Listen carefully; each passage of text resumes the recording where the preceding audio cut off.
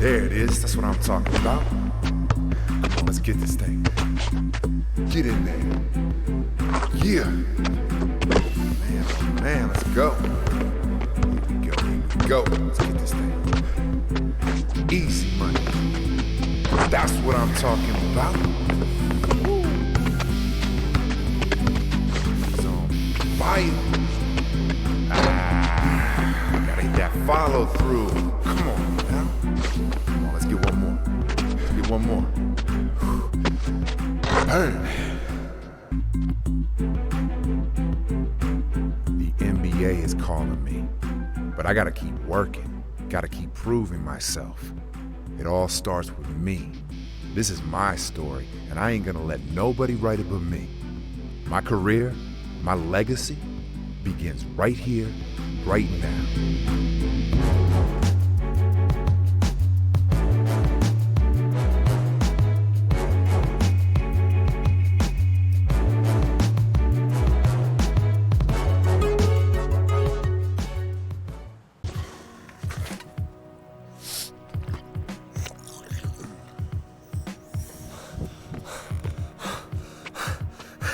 Man, I've been looking all over for you, man.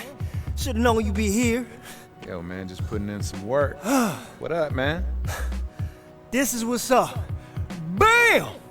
Yo, is that what I think it is? The NBA Rookie Showcase, New York City, baby! That's the shot we've been waiting for. Oh my God, man. Just one step from the NBA. Hey, look, man.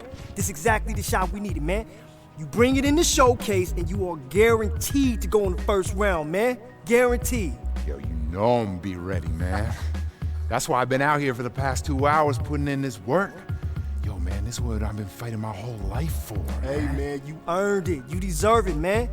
You about to light up the stage and play your way right to the big show. Yo, man, you just trying to get that fat agent's fee, man. Hey, whoa. Look at me, dawg. Look at me. You know it ain't got nothing to do with that. I'm saying this because I'm a fan, man. I believe in you. All right, man, I'm feeling you. Well, look, I got 3 weeks to get out there and do my thing, so why don't you roll out? Let me get back out here, do what I do best. Hey, unless you want to hang around, shack some balls, do what you do best. Oh, that's a low blow. Especially since I remember a certain city championship, huh?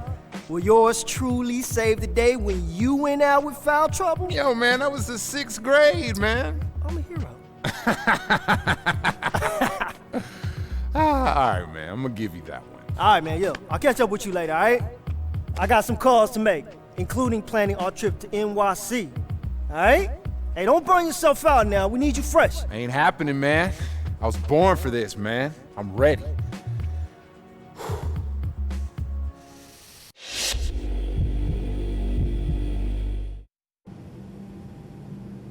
This is your captain speaking. We have begun descent for our on-time arrival into New York.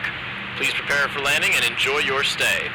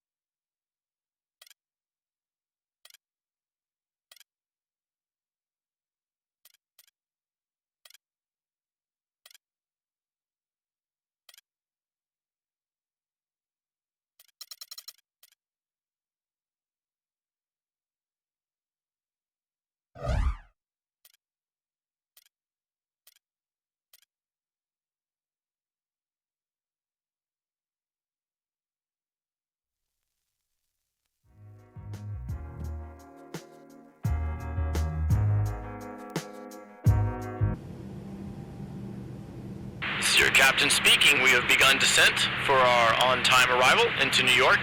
Please prepare for landing and enjoy your stay.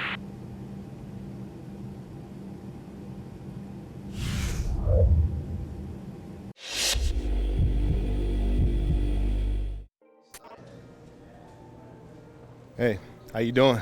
Ready to get out there and show them what you made of? Yeah, ready as I'll ever be, Coach. Look, I don't need to tell you this is a huge opportunity for you and everyone else playing this game. You make a good impression, you'll be a lock for the first round. Don't get ahead of yourself. Right now, just focus on playing your game and showing everyone what you can do.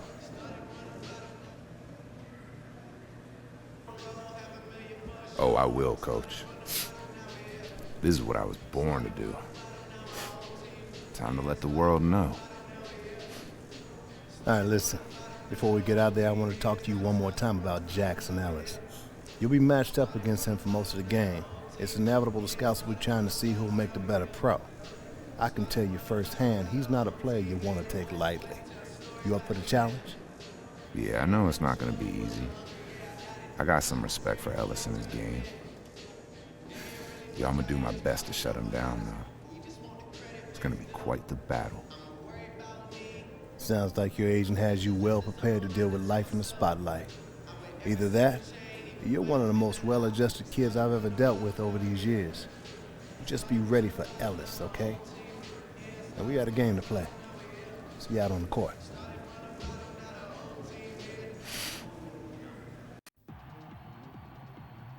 Hey man, you ready for this? What's up, Jackson? Yeah, I'm ready. I didn't expect to see you till we got out on the court, though. Yeah, well, it looks like they're gonna have us match up for most of the game, so I just want to let you know I ain't gonna be taking it easy on you.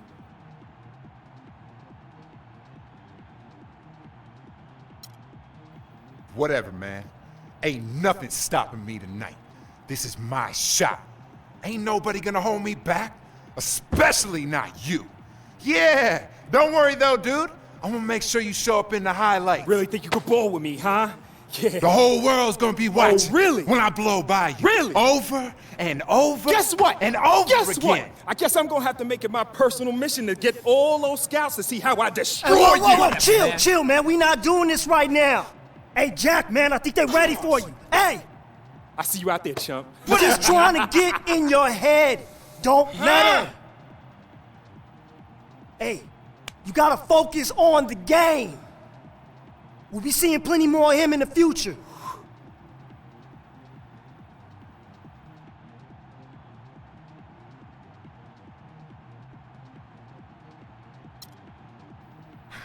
Yeah, I'm cool. Yeah, you right. Thanks, man. Remember, man, I'ma always look out for you, all right? All right. Now, get focused on the right thing, huh? The NBA, the dream.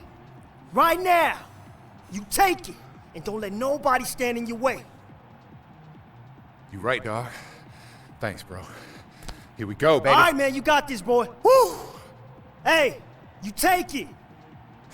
This is your dream now. Live from New York, it's the NBA Rookie Showcase Game, featuring some of the hottest basketball talent from around the world, as they will put on a show to try to punch their ticket to the NBA. It's the first step towards what could be an amazing NBA career. Anthony Bennett out of UNLV has tremendous athleticism, but the question remains, can he bang with the skyscrapers in the NBA? Victor Oladipo, one of the strongest wings you'll see. He just oozes athleticism.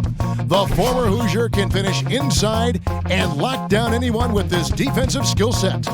Otto Porter Jr., the Georgetown Hoya, who can give you a little of everything and do it with good size out on the perimeter. A very composed shooter from outside. Cody Zeller, the stat sheet stuffer extraordinaire from Indiana, knows how to produce an agile 7-footer who can simply explode in the post. Alex Len, the tower of amazing physicality.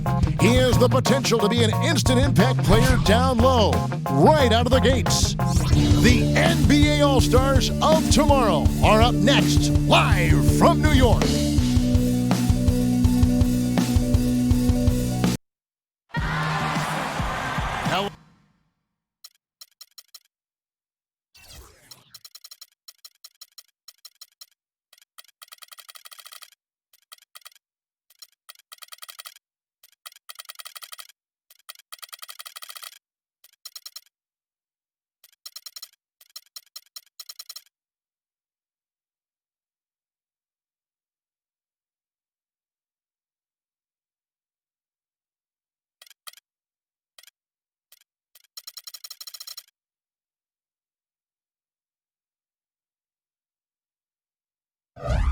And welcome to the Champs Rookie Showcase, where we'll see the top prospects competing for a top spot in the upcoming NBA Draft. Hi, everyone. This is Kevin Harlan alongside Steve Kerr and Clark Kellogg. And, Kevin, you know, this is a game I always look forward to. I mean, there's excitement and anticipation. There's such a great concentration of young talent. This really begins the process for these young men of kind of measuring themselves against the best players in the world. So I'm looking forward to it. And keep in mind, guys, you know, scouts and GMs have watched these players all season long. So this game is very important, but it's really just one more piece of the puzzle. A quick check now at the starting lineups for both teams. And, guys, what are we going to be looking for in this one from Bennett? Bennett is a solid 6'8", and he's got the skill to step out behind the three-point line. So he's just comfortable whether he's inside the paint or out on the perimeter. Yeah, I like the fact that he can make you feel it. He puts his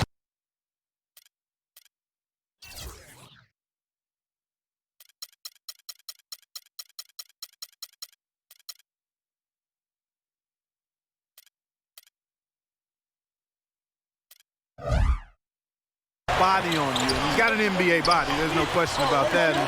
And NBA athleticism as well, so he can beat you to the ball. And he can beat you from the three-point line, too, so that's a nice combination. Well, guys, how about the anticipation for this year's Rookie Showcase? When you look in the stands, the celebrities, the stars are everywhere. You got press, scouts, GMs, and then you add in the players and the fans. I mean, the buildup and the excitement for this exact game, where so much is riding on the performance of these young and talented players. I've been looking forward to this for a while. Me too, Steve. You can really feel the buzz in the air. I mean, people have been talking about the players and what's to come of the upcoming draft, and there's an awful lot to be excited about this time of year.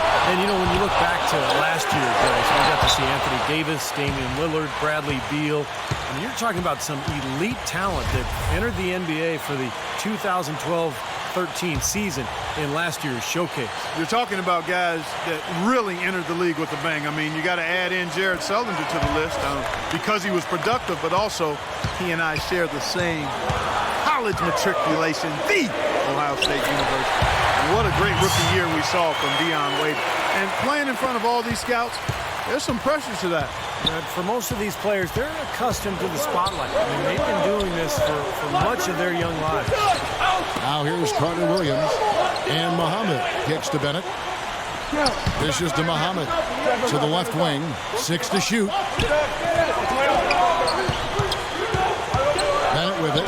He's against Zeller. Nice shot by Bennett. And the word coming is this guy can flat out score. Well, he's shown just that, putting points up in a hurry. Burke, the pass to Buckets. Kicks it to Burke. There's the feed to Zeller. Burke dishes to Zeller. And Ellis with the block. You know, he seems a little further along defensively than I expected. And, you know, rookies who can defend are a very rare commodity. This is impressive.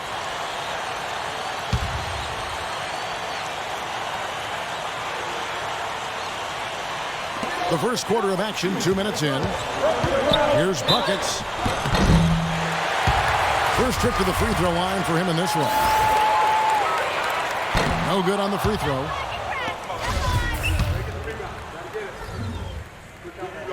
Good on the second free throw. Carter Williams with it. Here in the first quarter with about 2 minutes gone by. Feeds it to Ellis. And so he earns a trip to the line. Officials saw the contact and he'll shoot 2. The Stars shooting their first free throws. First trip to the line in this one. No good on that one.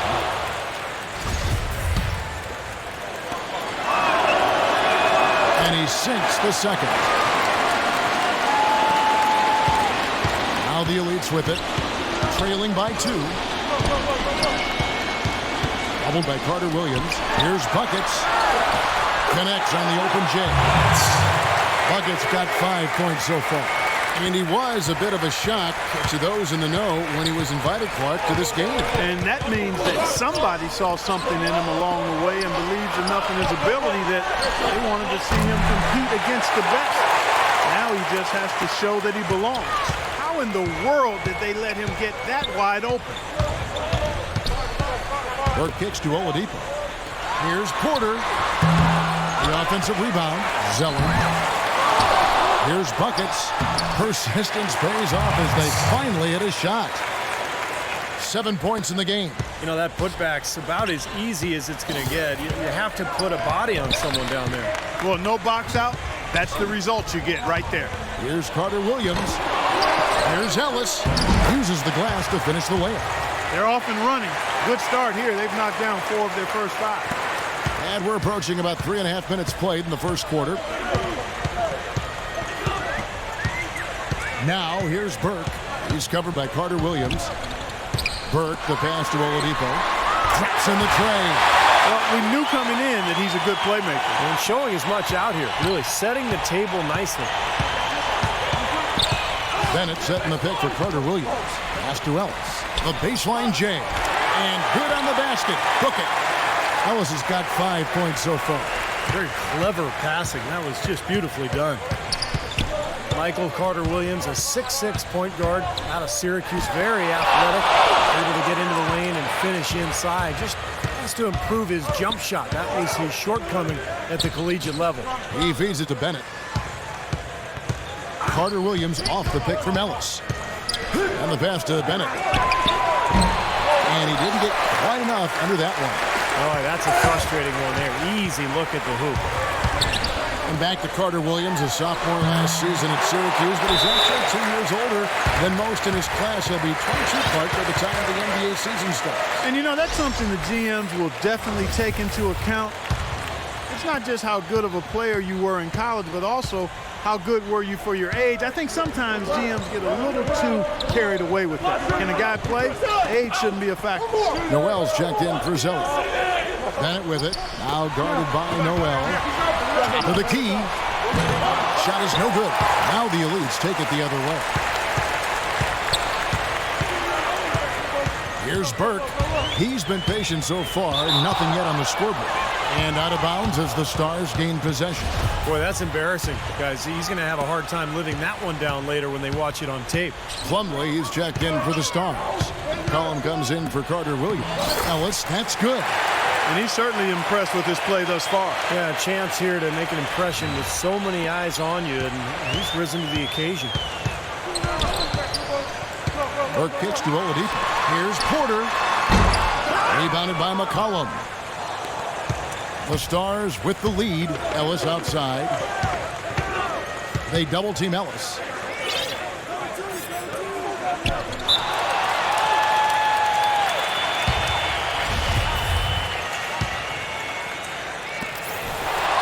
Plumlee dishes to McCollum. He kicks it to Plumlee. Passes it to Muhammad. Just 5 on the clock. McCollum, no good. Here is Porter. He dishes it to Burke. That's blocked by McLemore. And they're pushing it up. Kicks to Muhammad. The 3. Once again off the mark by the Stars. Here's the Elites with the ball. Trailing by 2. All sorts of time. And that one's good by Porter. Intelligent passing there to make that hoop possible. 1:46 left in the first quarter. And McLemore gets to Ellis. Marvelous lead pass, and he throws it down. This game going to take a big swing. Clark, if the Duke continues to clear out like that and give up easy dunks. Yeah, that's the kind of defense we expect to see in a blowout, Kevin, or even an exhibition game, not a close game like this. Look how frustrated Steve is over here. Well, shaking his head. You know what, he's Kevin? disgusted. Come on, Kevin. I just like that he didn't choose to just lay it up there. I mean, he threw it down with force. Let's find out what Doris Burke has for us. Hey, Kevin, during that last break, I heard the Elites coach as he addressed his team. Olynyk was the focus of the discussion, and he wants their offense to run through him. On the days when he gets going, he can be a huge contributor, and coach is obviously hoping this is going to be one of those days. So still in the opening quarter, and already some adjustments being made. Back to you, Kevin.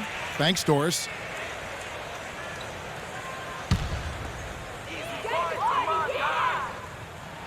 First free throw is good for the Stars. Len comes in for Ellis, and Goodwin subbed in for Muhammad.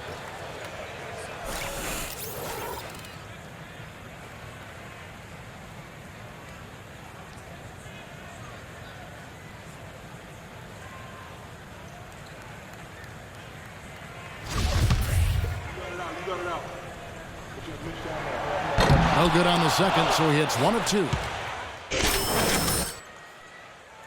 And you know, by the way, guys, I love the fact that this game is being held right here in New York. Talk about being the center of the media universe. Well, Steve, I even saw some cameras flashing before the game taking pictures of you, my friend. You've reached celebrity rock star status even in your understated way, man. Unbelievable. And really, New York is the mecca for all things big. We know that. And the way the NBA has grown in popularity over the last few years and decades, no shortage of opportunities to get to learn about the league and what all of the teams are doing to try to up their chances for success in the upcoming season. Buckets, he's in at center. Cody Zeller out there with Caldwell Pope. Then there's Burke, and it's Oladipo in at the 2 spot. That's the group in the game right now for the Elites. Here's Burke after the made shot from Carter Williams. Here's Caldwell Pope, drills the three-pointer. He's a lights-out shooter with deep range and a quick release. This guy can really fill it up from the outside. In the gym range, we call that, Steve. Anywhere in the building, kind of like you in your playing days. He's a decent ball handler, still developing in that area. But he can hit shots off the dribble, too, in a pull-up fashion. You love that. Outstanding athleticism. He's more than just a spot-up shooter. This guy has a lot of game. They get it back. Shot's good. Carter Williams has got 4 points now in the quarter. You know, I think he's opened some eyes with his performance out here. Yeah, not one of the really big names here, but I think he's playing well. Burke, the pass to Buckets. Burke dishes to Oladipo.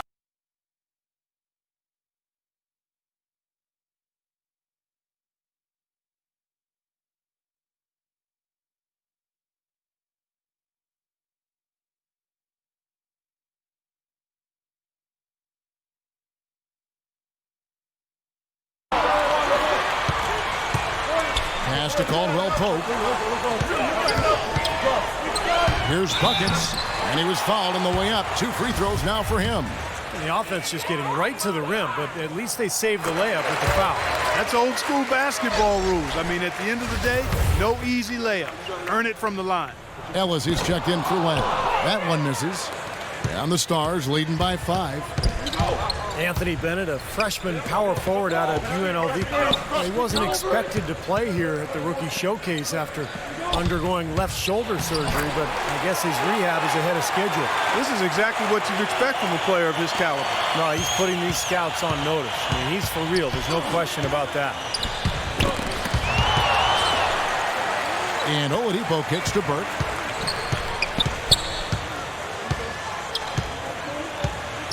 Pass to Buckets. And he lays it straight in. Buckets got 10 points.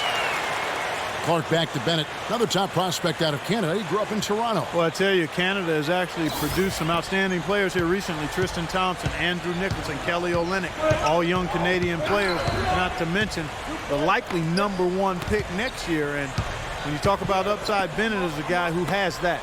Here's Carter Williams after the made shot from Buckets. The tray, and that drops in from beyond the arc. 3-pointer from McLemore. McLemore's got his second basket of the game. The Leeds trail by 8.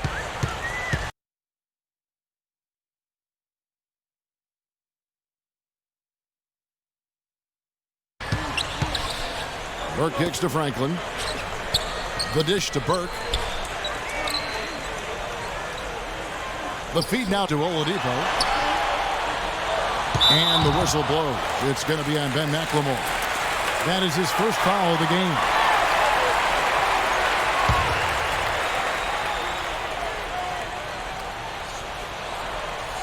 Here's Franklin. Dishes to Oladipo. 6 to shoot. Here's Buckets, and out of bounds as the Stars gain possession.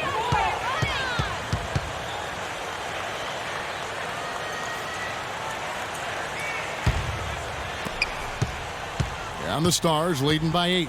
Now a timeout called by the Stars.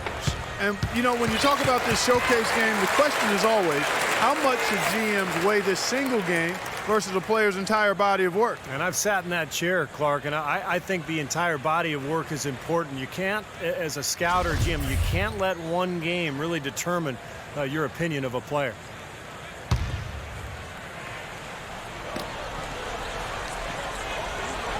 Now here's Bennett. 10 points for him. Ellis, the pass to Bennett. This one for 3. Muhammad, no luck. In a game that can affect the draft spot, bad timing to struggle like this. Yeah, he's not helping himself, that's for sure. And I think Doris Burke has something for us right now. Doris? Well, over the break, I listened in on what the head coach for the Stars was trying to get across in their huddle. Better teamwork. That was the message he was drumming home to them. He said, we need better shots. Work the ball around and find the open man. They're not going to wait for halftime. They want those adjustments to have an impact right away. Over to you, Kevin. Thanks again, Doris. Carter Williams dishes to Muhammad. Feeds it to Carter Williams.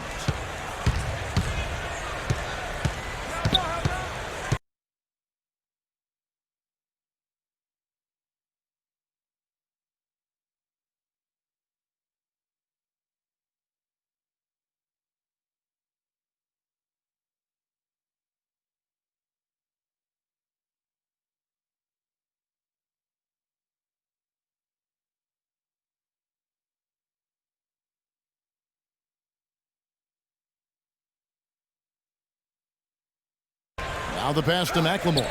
Down to 5 on the shot clock. He kicks to Bennett. Fires top of the key. A rebound by Buckets. Well, there was no hand in his face right there. I thought for sure he was going to knock that down. Burke kicks to Oladipo. Burke with the screen for Oladipo. Here's Buckets. Foul call that time on the way up. That'll give him 2 chances at the free throw line here. That's on Anthony Bennett. What do you guys think so far about the offensive approach for the Stars?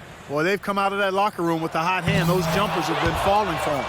And I like the physical play we're seeing, too, because this is a club that's really pounding the paint area and scoring inside. And he misses the second one as well, so he is 0 for 2 that time. McLemore off the pick from Ellis. Off the screen. The Elites pull it in. Well, with that much space off the pick, you've got to drop that in. Yeah, you got to make that one. I mean, that's a high-quality shot you should make 9 out of 10 times. On the corner, and Muhammad gets it to go. Muhammad's got the lead up to 8 now for the Stars. Here's Larkins. He hasn't scored yet. That, I'm sure, will change. Passes it to Oladipo. Here's Larkin.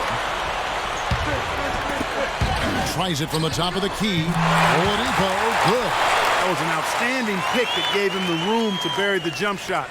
Underrated, but not undervalued. And the Stars leading by 6.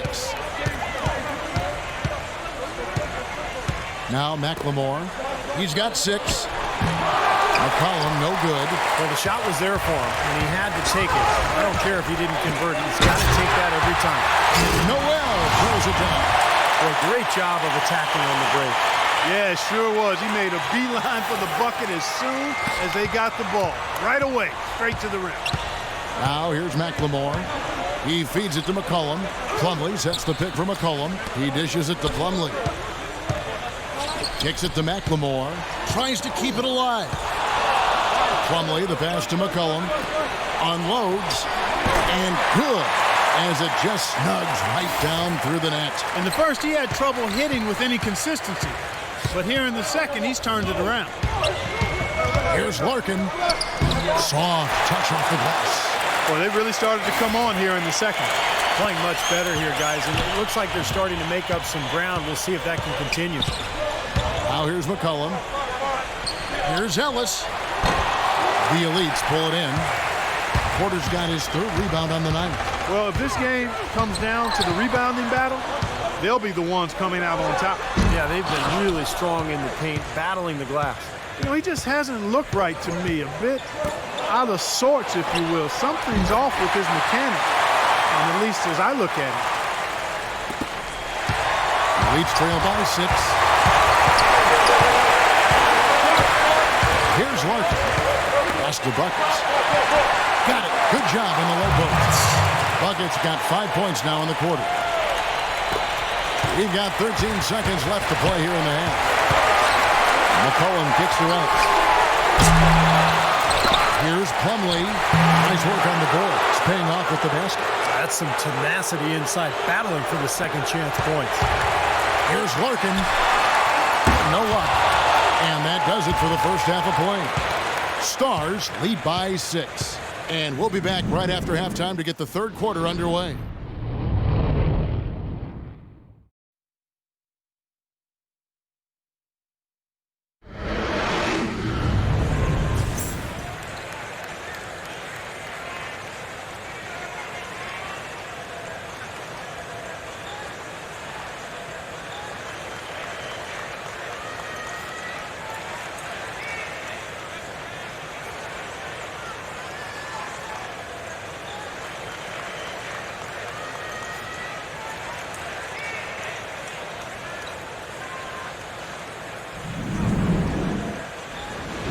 Welcome back in the first half in the books for the Champs Rookie Showcase.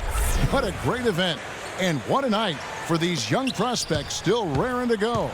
And, you know, never too late for these young prospects to make a great first impression. Yeah, still time to show them something, open some eyes, and, you know, that's what they're here to do. All fueled up and ready to go. Let's reset the lineups courtesy of Gatorade for the second half of basketball.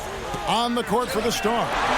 Carter Williams is out there with McLemore. Then it's Ellis. Then there's Muhammad. And it's Bennett in at the 4 spot. You know, one of the things I noticed this year on my way into the big event here is all the glitz and the glamour. I mean, the arena's decked out. You got vendors outside, the limousines with all the celebrities coming to attend. I'll tell you what, I'm just glad I'm wearing my best outfit, because otherwise I wouldn't have fit in very well. Yeah, you look sharp, buddy. You are as sharp as they come. And as we were talking earlier on, the paparazzi and all those other folks making their way out. And because they're here, this has become one of their key events of the year here in New York. And that's saying a lot considering all that goes on in the Big Apple. Here's Burke after the made shot from Ellis. No good from outside that time from Burke. And McLemore hits to Carter Williams. And there's the 3-second call, this one on the defense. The Stars shooting their third free throw attempt of the game. And he shows the focus there, nails the technical.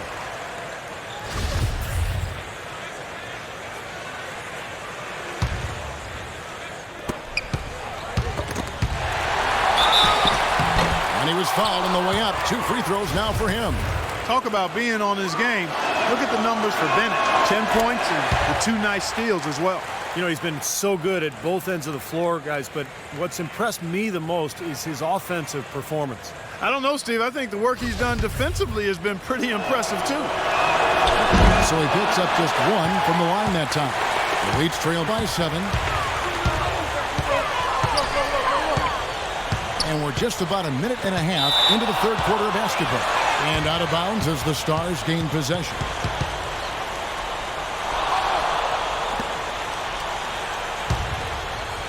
Here's Carter Williams. There's the dish to McLemore. To the inside. Bennett with it. He's against Zeller. Out to the right wing. 6 to shoot. Shot's good by McLemore. Oh, when you talk about a beautiful shooting stroke, just look at Ben McLemore out of Kansas. From the ground up, sets his feet, great balance, elevation, beautiful follow-through. I just love McLemore's potential offensively. I like his upside as well. And you talk about that stroke, it is honey sweet to look at and as efficient as a heat pump. No wasted motion or energy in that.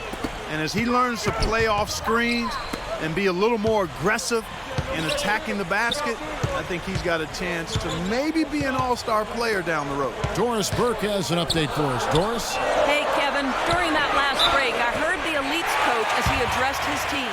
He outlined a new set of priorities for them, the main one being to attack the basket at every opportunity.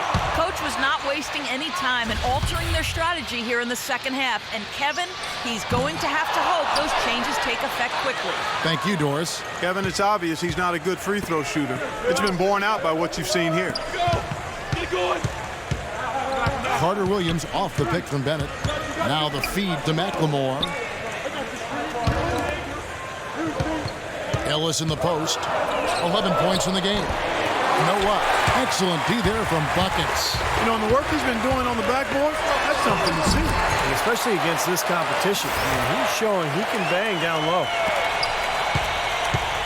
And the Stars leading by 8. Now a timeout called by the Stars.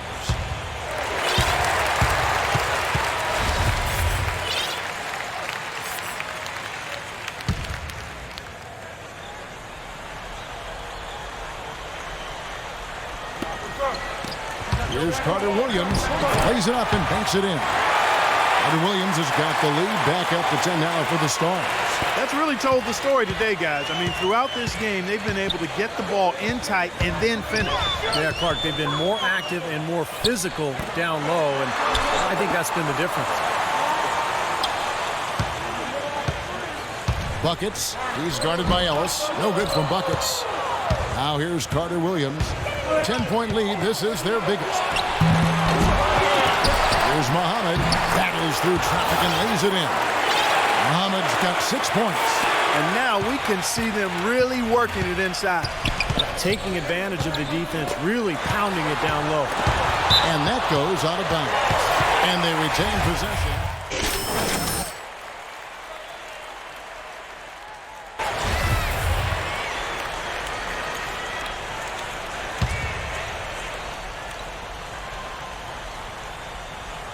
Here's Ellis. That drops. Ellis has got 6 here in this quarter. A great showing for him today. Well, you know, we talked about where he's projected to go in the draft, but with performances like this, he could be on the rise. Here's Caldwell Pope. Larkin drains the three-pointer. Larkin's got his second bucket. That's like a layup for him. He's just wide open out there. 6-second difference between the shot and game clock. And here is Goodwin. Here's Ellis. There's the bucket. Good. Ellis has got 17. They're straying away from the three-point game here in the second half. And that's fine as long as they're on the lead and they're getting good shots. They've decided not to take nearly as many three-pointers in this half. Here's Buckets. A terrific shot on the turnaround. He's got 14. You know, the turnaround jumper, guys, is one of those shots that always just looks so good. I mean, it's got that nice smooth. And here at the end of the third quarter, it's a double-digit ball game. Stars out in front. They lead by 13. And coming up as soon as we return from break. And welcome back to the Star-Studded Rookie Showcase, sponsored by Champs.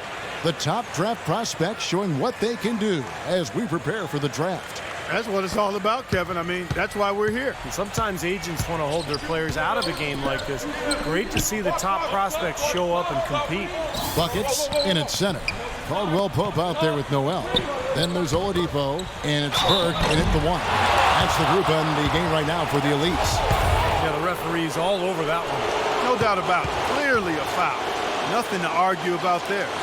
And breaking down some numbers here, the hustle stats for the Stars. You know, block shots, guys, a clear indicator on the stat sheet of their excellent defense. I mean, leaving them no room to get off any shots. And also the steals. I mean, they've really been harassing the ball today, forcing mistakes, really turning that into their advantage. To the right side. Dishes it to Noel. Burke with it. And there's the pass to Buckets. Just 5 to shoot. Burke, the pass to Buckets. Good. He's been a bright spot for them. He's had an incredibly efficient offensive performance. Steve, his shooting really has been just terrific. They'd be much worse off if it weren't for him, that's for sure. Here's Bennett. Second chance shot. Shot's good by Ellis. Ellis has got 4 this quarter. You got to give them a lot of credit for the job they've done on the backboard. Well, they've done a lot of things right, but I agree with you, Clark. Their rebounding is right there at the top of the list. Burke the pass to Buckets. Noel with it. Ellis on him. So the whistle blows on the shot and 2 free throws for the contact right there. That free throw, no good. Very surprising to see Nerlens Noel here at the pre-draft showcase. Of course, he tore his ACL back in February, underwent surgery shortly thereafter. Normally there's at least a 6-month turnaround, but here he is. The Stars making a switch here. Carter Williams is checked in. There's the block. Final quarter of play, about 1.5 minutes off the clock into it. Noel dishes to Oladipo. Here's Buckets, and that basket is going to count. Goaltending, the official call. He thought he had that one clean, but the ref saw it differently. They'll count the basket. Zeller, he's checked in for Noel. And the Stars leading by 13. Now here's Carter Williams. Feeds it to McLemore. 6 on the shot clock. He kicks it to Bennett. McLemore with a screen for Bennett. The shot is off. Nice D from Zeller. We talk about Nerlens Noel, about how the talent pipeline out of Kentucky has continued to filter these great players into the NBA. A top pick for the Wildcats, and still, this is actually a pretty lean year. Yeah, just 2 potential picks in Noel and Goodwin. How about back in 2012, though?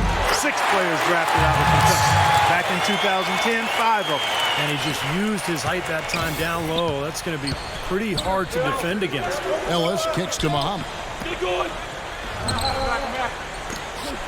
Now here's Carter Williams, covered by Burke. Pass to Ellis. And out of bounds as the Elites gain possession. Such a careless pass. You've got to keep your head in the game here.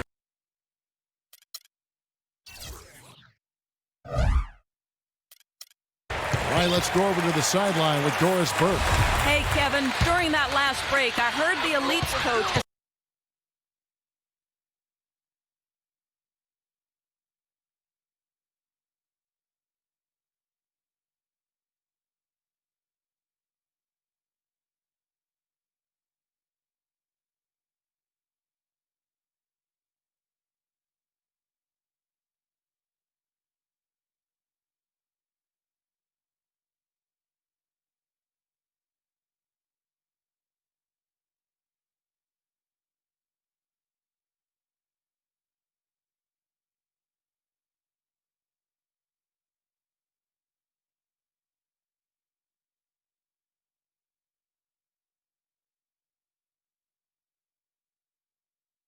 he addressed his team.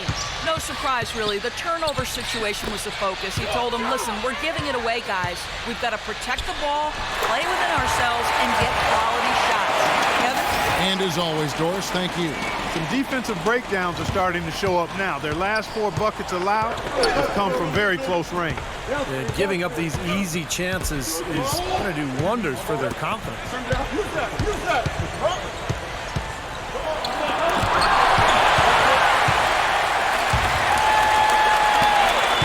Here's Burke. Blocked. Now here's McLemore. He's covered closely. And Trey Burke gets the whistle that time.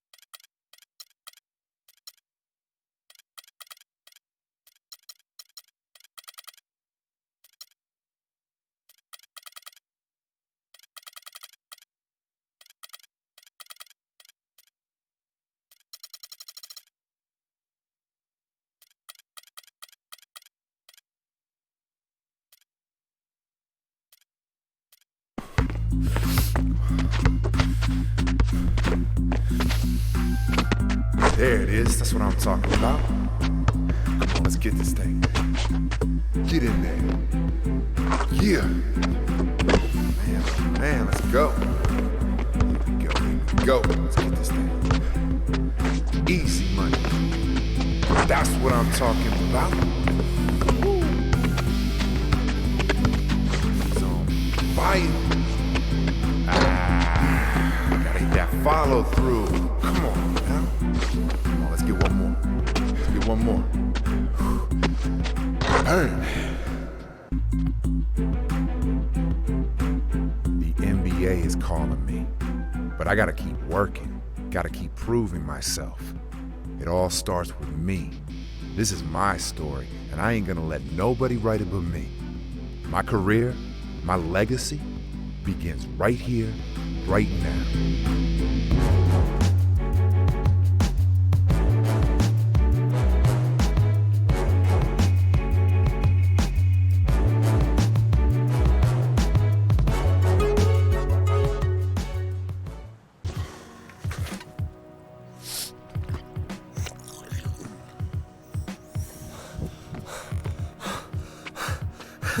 Man, I've been looking all over for you, man. Should've known you'd be here. Yo, man, just putting in some work. What up, man? This is what's up. Bam! Yo, is that what I think it is? The NBA Rookie Showcase, New York City, baby! That's the shot we've been waiting for. Oh my God, man. Just one step from the NBA. Hey, look, man. This is exactly the shot we needed, man. You bring it in the showcase, and you are guaranteed to go in the first round, man. Guaranteed. Yo, you know I'm gonna be ready, man. That's why I've been out here for the past 2 hours putting in this work.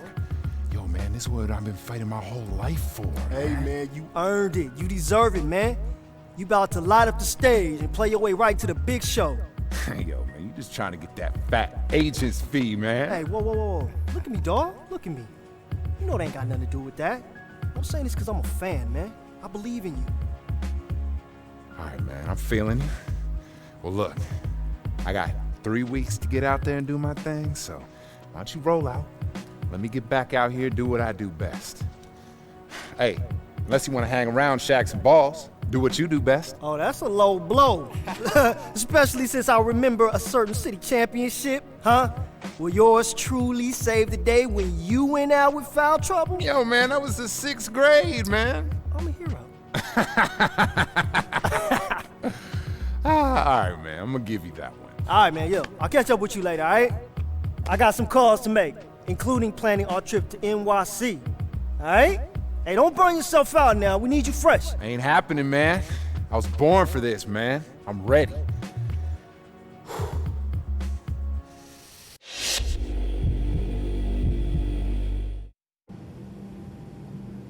This is your captain speaking. We have begun descent for our on-time arrival into New York. Please prepare for landing and enjoy your stay.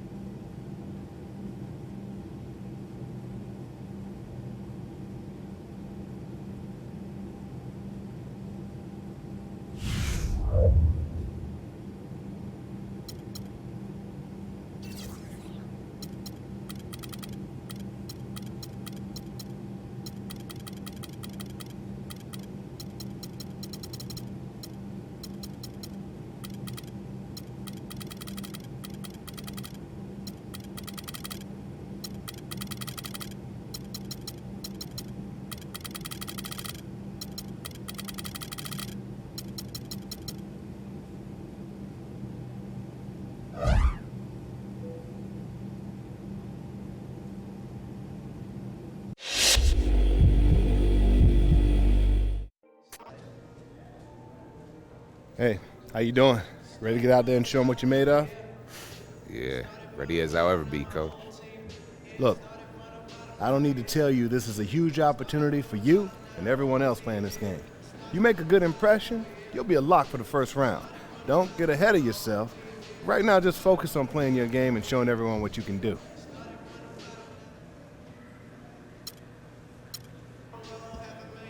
Oh, I will, Coach. This is what I was born to do. Time to let the world know. All right, listen. Before we get out there, I want to talk to you one more time about Jackson Ellis. You'll be matched up against him for most of the game. It's inevitable the scouts will be trying to see who will make the better pro. I can tell you firsthand, he's not a player you want to take lightly. You up for the challenge? Yeah, I know it's not going to be easy. I got some respect for Ellis in his game. Yeah, I'm going to do my best to shut him down, though. It's going to be quite the battle. Sounds like your agent has you well prepared to deal with life in the spotlight. Either that, or you're one of the most well-adjusted kids I've ever dealt with over these years.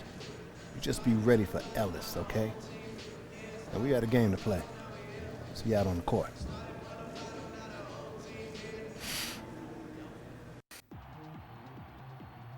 Hey, man, you ready for this? What's up, Jackson? Yeah, I'm ready. I didn't expect to see you till we got out on the court, though. Yeah, well, it looks like they're going to have us match up for most of the game, so I just want to let you know I ain't going to be taking it easy on you.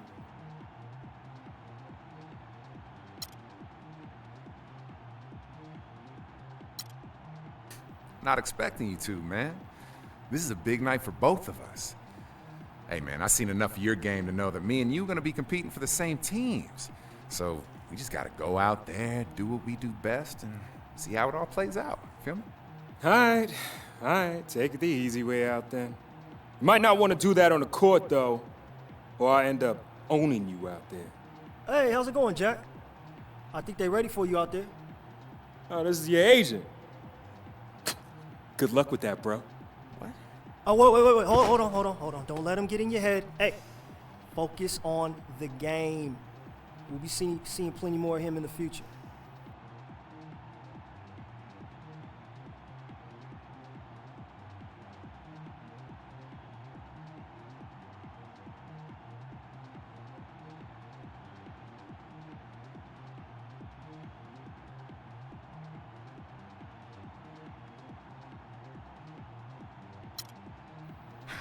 Yeah, I'm cool. Yeah, you're right. Thanks, man. Remember, man, I'm gonna always look out for you, all right? All right. Now, get focused on the right thing, huh? The NBA, the dream.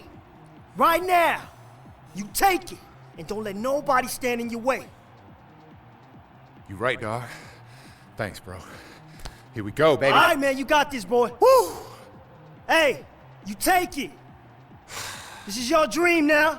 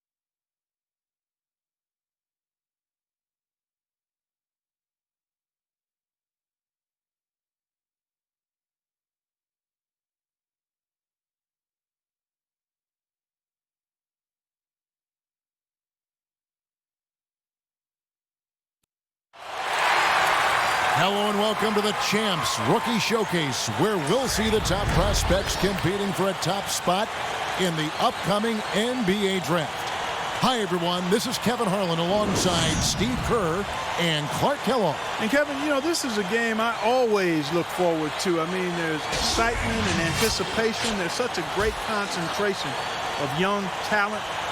This really begins the process for these young men of kind of measuring themselves against the best players in the world. So I'm looking forward to it. And keep in mind, guys, you know, scouts and GMs have watched these players all season long. So this game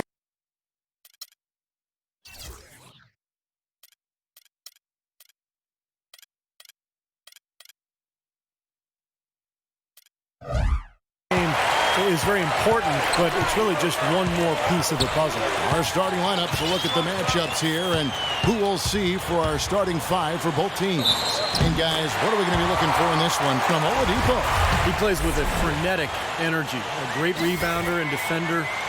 With his strength and athleticism, I think Oladipo could become one of the best perimeter defenders in the NBA. Love his game. Victor Oladipo. He gets it done at both ends, fellas. The real deal, and I think he's got a really good future in the NBA.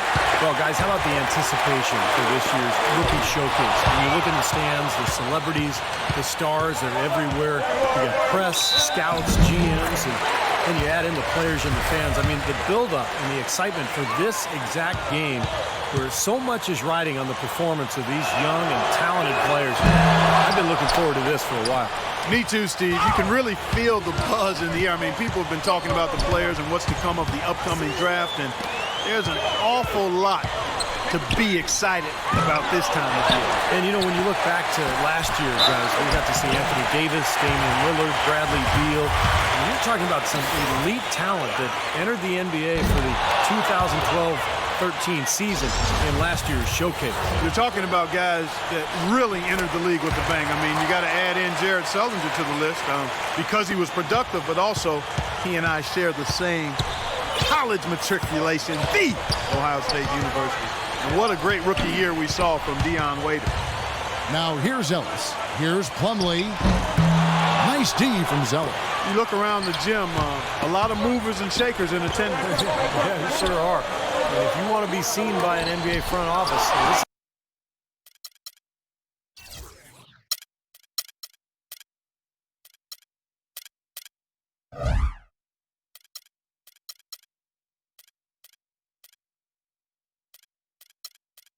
is the place to be. It's just one game, and you've got their full attention. And that's a foul called on the Beast. That is his first foul of the game.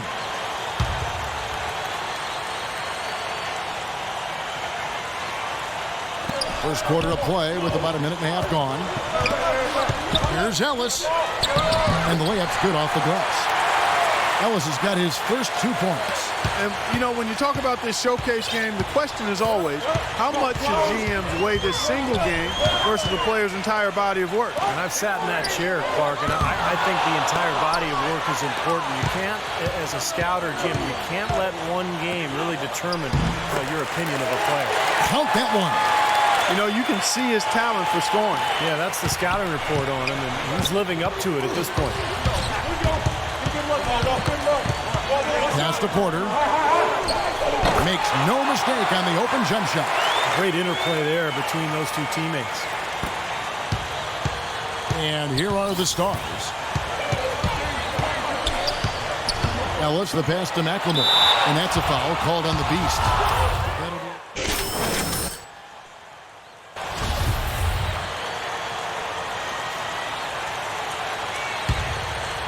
And it's the Elites with the ball. Trailing by 13. Here's the Beast. Nice teamwork to set up the big play and make the space for the J. And guys, the interesting story for him is what a surprise appearance he's making, Clark, in today's game. And, that's exactly the way life goes sometimes. You can't always plan on getting such a huge opportunity coming your way, but you got to be ready when it does. All eyes will be watching this young player, and I'm definitely going to have him on isolated camera myself. The scouts are probably wondering the same thing. Who in the heck is this kid?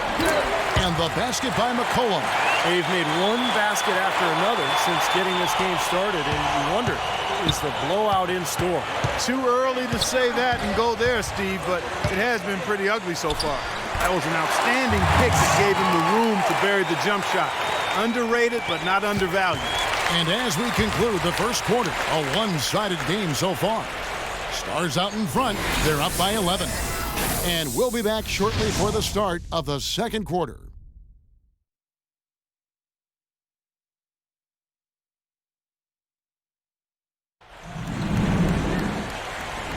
And welcome back, everyone. What a night underway. The Champs Rookie Showcase living up and going beyond even all the hype and attention. Wow. Lots of talent and a lot of energy on display tonight. And this game really a glimpse ahead at the exciting young players who hope to make a big splash this coming season.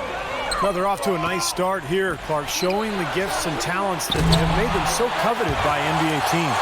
In a moment now to reset the lineups, courtesy of Gatorade, all fueled up for the second quarter of basketball. So on the floor for the Elites, the Beast, he's in at the point. Rudy Gobert is out there with Olynyk, and it's Caldwell Pope in at the shooting guard position. And you know, by the way, guys, I love the fact that this game is being held right here in New York. Talk about being the center of the media universe. Well, Steve, I even saw some cameras flashing before the game, taking pictures of you, my friend. You've reached celebrity rock star status, even in your understated way, man. Unbelievable. And really, New York is the mecca for all things big. We know that. And the way the NBA has grown in popularity over the last few years and decades, no shortage of opportunities to get to learn about the league and what all of the teams are doing to try to up their chances for success in the upcoming season. Carter Williams dishes to McCollum. Passes it to Adams. And he uses the glass on the layup. Adams has got 8 points. Well, you've got to like the way he's been playing.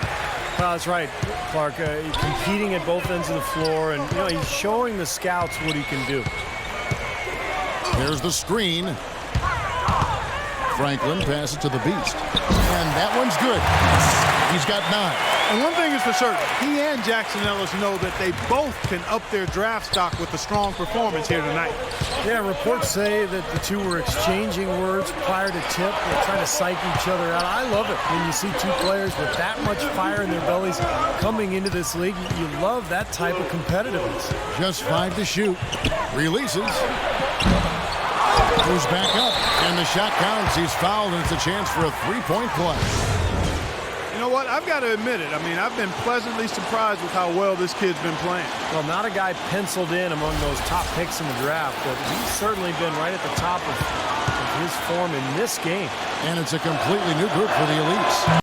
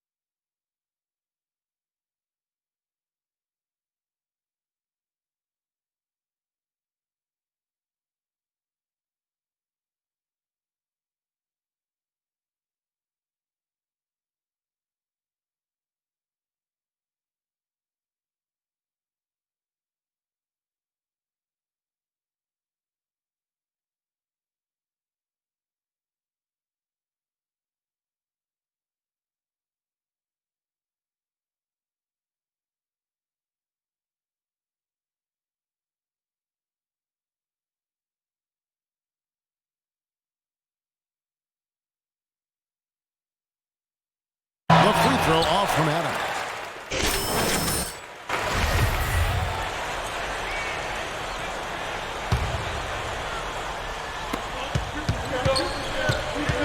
And Muhammad kicks to Bennett, and the foul called on Nerlens Noel. That will get him his 4th foul of the game, and due to the bonus, we will head to the line for 2. Anthony Bennett, a freshman power forward out of UNLV. He wasn't expected to play here at the Rookie Showcase after undergoing left shoulder surgery, but I guess his rehab is ahead of schedule. No good on that one. Clark back to Bennett, another top prospect out of Canada. He grew up in Toronto. Well, I tell you, Canada has actually produced some outstanding players here recently. Tristan Thompson, Andrew Nicholson, Kelly Olynyk, all young Canadian players, not to mention the likely #1 pick next year. And when you talk about upside, Bennett is a guy who has that. Here's the beast. He's got 9. Here's Porter. Busts the J after the cagey pass fake. Porter's got 6. The entire defense was frozen-footed. Nobody picked up the shooter, Kevin. 6-second difference between shot and game clock. Here's Bennett. Gets a hand on it. Controls the rebound and puts it back up and in. Land's got the lead up to 8 now for the Stars. And a nice soft touch on the board. And you know, when you have that general touch, those chip-ins are easy to come by. Well, easy points, 3 points for a guy with that kind of strength and agility in the paint. You got to go for every second chance opportunity. The beast. Off the mark there with the 3-point shot. He got the shot he wanted off that pick, just couldn't get it to fall. But Steve, they'll take that play all day long, 10 times out of 10. That was good action. The Elite shooting their 6th and 7th free throw attempts tonight. That free throw good from Olynyk. The Elite's making a switch here.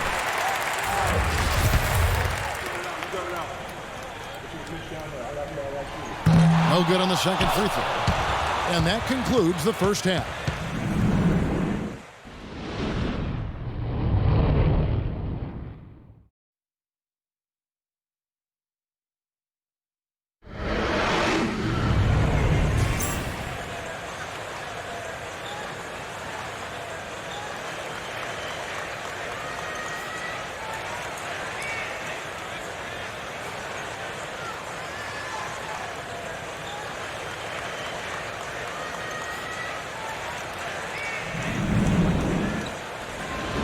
Welcome back in the first half in the books for the Champs Rookie Showcase.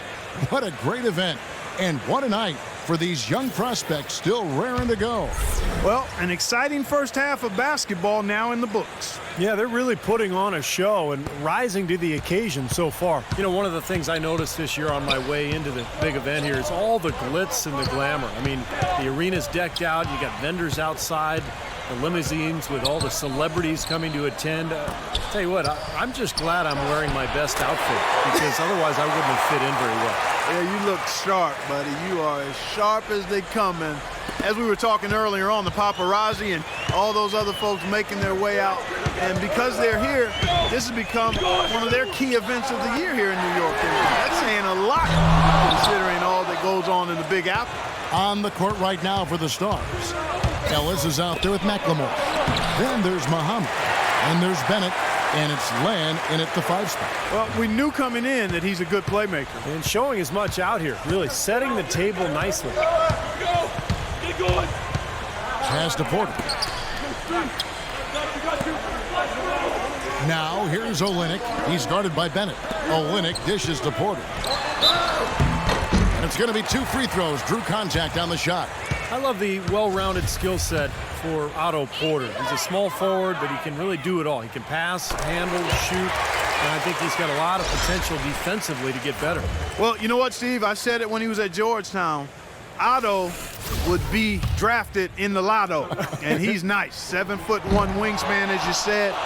Believe me, he makes that length a factor. And what I like most about him, he really understands how to play without the ball. Extremely efficient in what he does offensively. Nothing but money for him to start the half. They've made all 3 of their shot attempts. The Leeds trail by 12. 90 seconds now into the second half. Now here's Oladipo. 6 points for him. 4 on the clock. The Beast passes to Porter. Sinks the three-pointer. Porter's got it back down to single digits for the Elites. I like the offensive awareness to exploit that lack of coverage on that play. 2 minutes gone in this third quarter now. The drive by Ellis. Here's Len, and good work on the boards. They pick up the second chance points. Len's got 6. You know, so many games are decided by which team wins the rebound battle, and that's held true in this one so far, Steve. And even if it's only a modest advantage that they have in that category, it's still a significant factor. They set the screen. The dish now to Porter. The feed to Oladipo. And again, it's the Elites with a 3. Well, what can you say? I mean, he's good, and he's making sure everybody here knows it. Well, it's been his lifelong dream to play in the NBA, and he's showing he's ready for the challenge. Kicks it to McLemore. And it's Ellis penetrating. Len, good. He's got 8. Superb assist there. He played the role of the maestro on that one. The Elites trail by 10. Right around 3 minutes into the second half. Out to the right wing. Here's Oladipo. And again, it's the Elites with a 3. They're going back to the three-point shot over and over and over. That was the 9th straight point from behind the arc, Clark. It feels like they're finding the holes in this defense. The pass to Len. And here's Bennett. He has 5. Takes a 3. And the rebound goes to the Elites.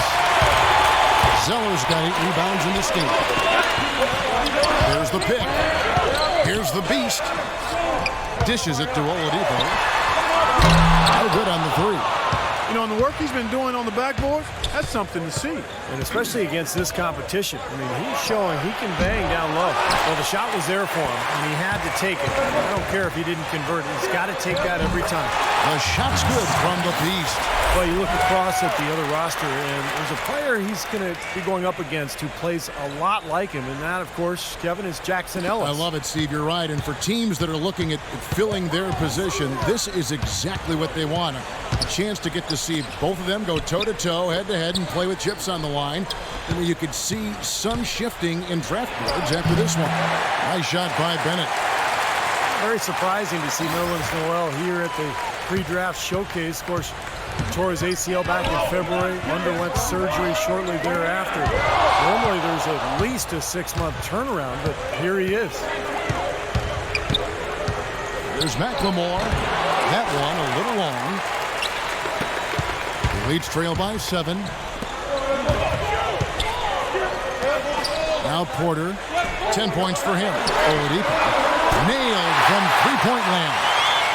Oladipo's got 9 points in the quarter. Talk about Nerlens Noel, about how the talent pipeline out of Kentucky has continued to filter these great players into the NBA. A top pick for the Wildcats, and still, this is actually a pretty lean year. Yeah, just 2 potential picks in Noel and Goodwin. How about back in 2012, though? 6 players drafted out of Kentucky. Back in 2010, 5 of them. Shot by Bennett, no good. Now the Elites with it. They're on a 14-6 run. Here's the beast. He's guarded by Ellis. Oladipo misses. And the Stars leading by 4. Feeds it to Muhammad. Ellis outside.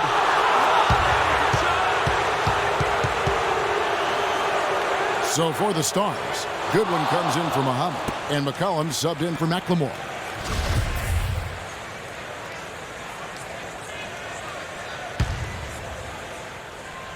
Here's Ellis. He's got 8. He feeds it to McCollum. Shoots the 3. Burke grabs the miss. McCollum's gone 2 for 7, struggling a bit. Here's the beast. He's guarded by McCollum. The beast passes to Zeller. He kicks to Burke. Shot clock at 6. Here's the beast. They get the rebound. Noel makes it off the glass. Noel's got 7 points. A great showing for him today. Well, you know, we talked about where he's projected to go in the draft, but with performances like this, he could be on the rise. Carter Williams kicks to Goodwin. He dishes it to Carter Williams. Pass to Ellis. The feed now to Bennett. Another shot. Count it, and the foul. It's going to go on Trey Burke. You know, they haven't been able to open up a big lead, but the rebounds are starting to add up for them. They may be able to pull away a little bit. Yeah, they've been doing the dirty work inside, Steve, playing a very tough brand of basketball. It's been tough for them to try and slow down Bennett. 10 points and also an assist. There's the pick. Here's the beast. He's got 11. Burke can't get it to go. The clear look at the hoop, he doesn't miss many of those. Passes it to Carter Williams. Ellis outside. To the wing right side. Now here's Goodwin. He's covered closely. No luck. That's really too easy a chance to miss, guys. He needs to be more aggressive and focused on his finishes. Count it, and the Stars' lead has been cut down now to just 3 on the basket from Burke. Man, a gaping hole in the defense that time, and he didn't waste any time getting through it. McCollum kicks to Goodwin. Here's Bennett. Up and in on the layup. Bennett's got 9 points here in the second half. Defenders have to be aware. They cannot allow him that position before he catches the ball. You're exactly right, Steve. That is his domain. Tipped away and taken away by Ellis. Here's Carter Williams. Got it off in time, but it's no good. And that does it for the third quarter. Both teams clicking offense.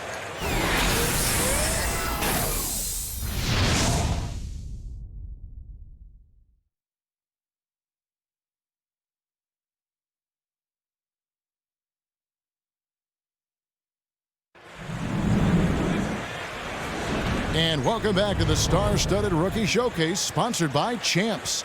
The top draft prospects showing what they can do as we prepare for the draft. That's what it's all about, Kevin. I mean,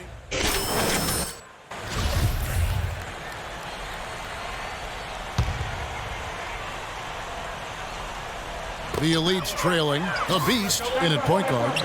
Porter is out there with Zeller. Then it's Noel. And it's Oladipo in at the 2-guard position. That's the group on the floor for the Elites. Here's the Beast. 6 on the shot clock. The Elites need to get off a shot. It's Porter outside. Rebound by the Stars. They've held a 12-point lead earlier. Carter Williams with it. Good on the shot. And the Stars lead by 3. They were sleeping on defense. The defense really didn't do its job. I mean, a little slow to react to the ball getting into the paint. That's costly. Well, and at this stage of such a tight game, I think this is when tired legs start to show. And the defense can become vulnerable in the low block. Now here's McLemore, guarded by Oladipo. Rejected by Noel. And he gets it to go. 10 points for Alex Len. They've been so efficient in the paint in this game. That's an area they've totally dominated. You know, once they ID'd the edge they had inside, they just continued to attack it. Porter kicks to Zeller. Pass to the Beast. Trying his luck deep. The rebound by Bennett. Bennett's got 9 rebounds in the game. Getting it done.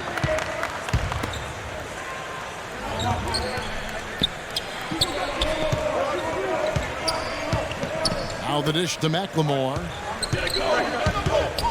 Kicks to Len. You know, he seems a little further along defensively than I expected. And, you know, rookies who can defend are a very rare commodity. This is impressive. Porter dishes to Noel. Muhammad with the steal.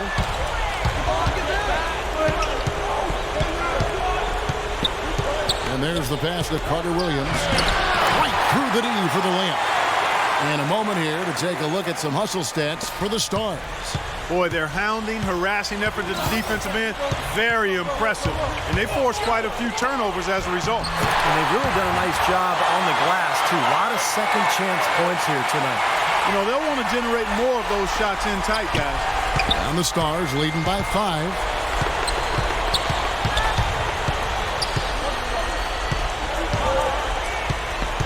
Dishes to McLemore. Feeds to Carter Williams. That's exactly how you win a rebound battle. Get good position and then use your strength to hold on to that position. Here's the Beast. It's tipped and stolen by Bennett. Muhammad, the pass to McLemore.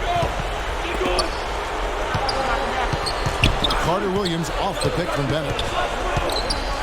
Carter Williams kicks to Len. That's good. Len's got 4 this quarter.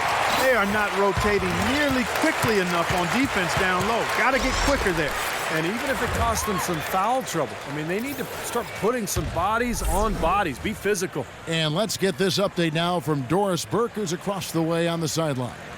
Hey, Kevin, during that last break, I heard the Elites coach as he addressed his team. He talked about their problems at the free throw line, but tried not to make too big a deal out of it. He said, listen, if we keep getting to the line, the ball will start going through the net. The important thing is keep getting there. Maybe that'll take a little pressure off them, guys.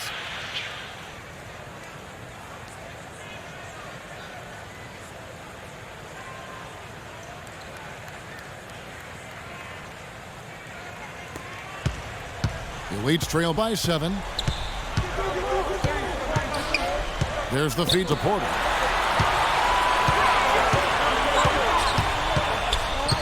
He kicks to Oladipo. There's the pick. Just 5 to shoot. From the arc.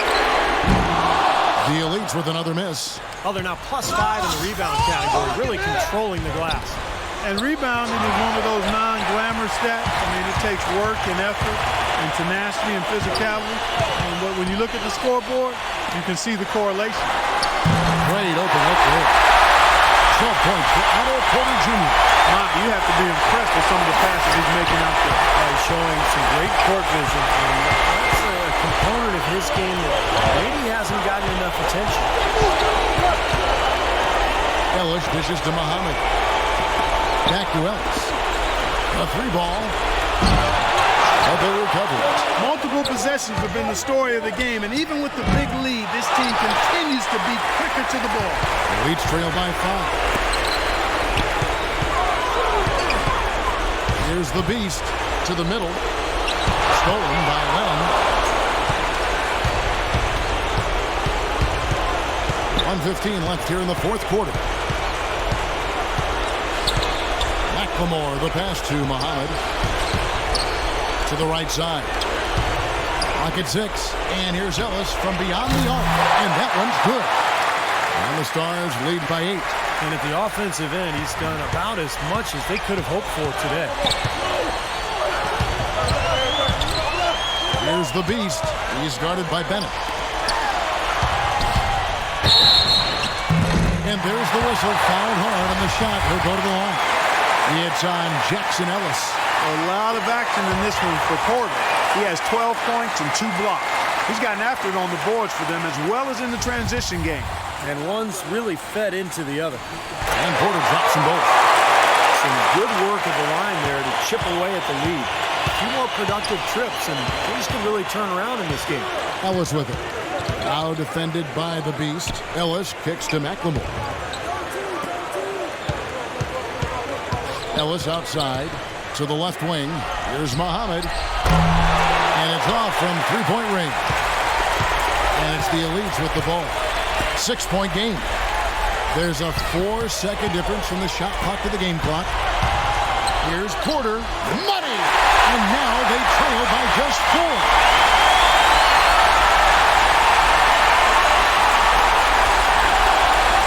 Now Muhammad. And that one ends up out of bounds. They'll keep possession. They're fortunate that one was just deflected and not stolen. Dodged a bullet there. Ellis outside. McLemore dishes to Ellis.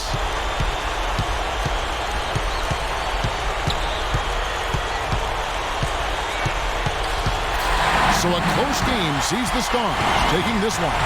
Well, you have to be excited for the upcoming draft after a game like that. A lot of talent on display in that game as the Stars get the win. There might be some winners and losers here as far as draft stock goes. You never know what the scouts saw, but in my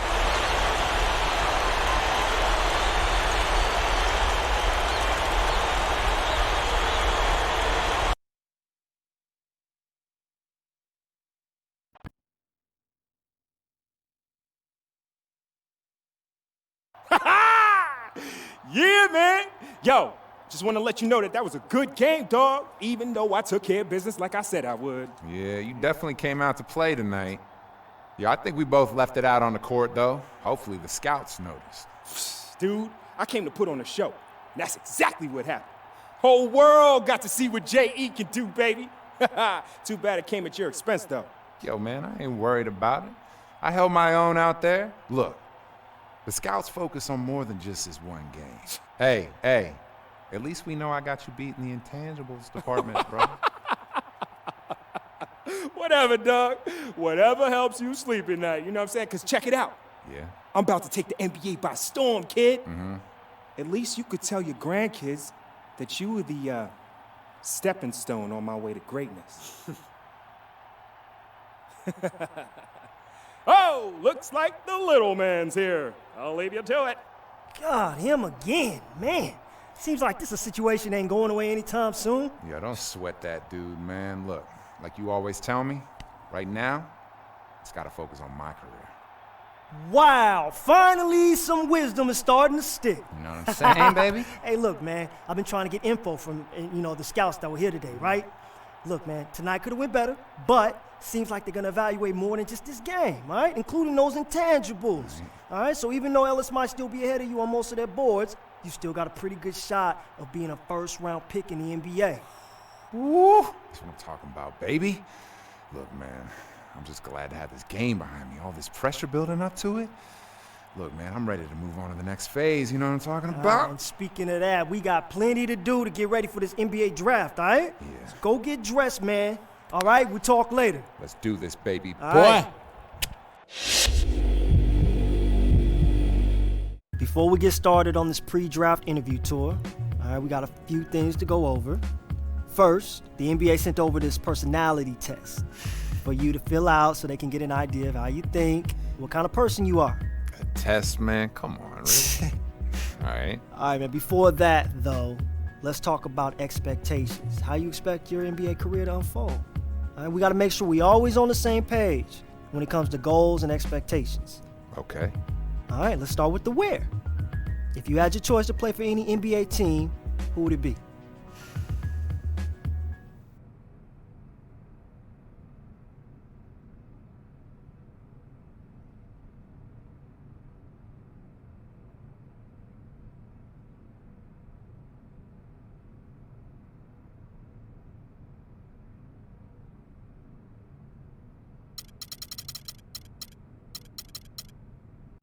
Yeah, that's the one, baby. You know it.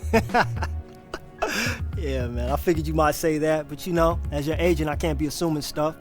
This'll help me, though, when I'm behind the scenes working on stuff. Okay, so what is the one thing that's most important to you in your NBA career?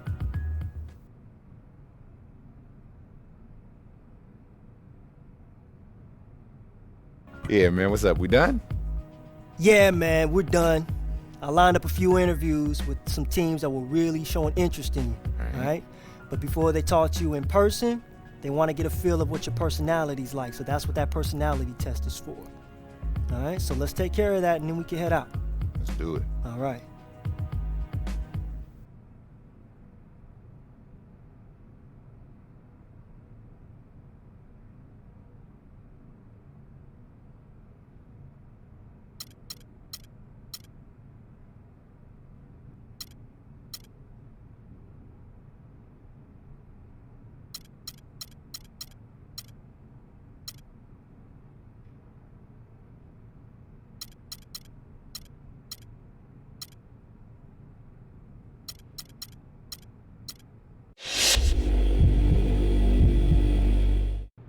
Well played out there tonight. Allow me to introduce myself. I'm the scouting director for the Philadelphia 76ers.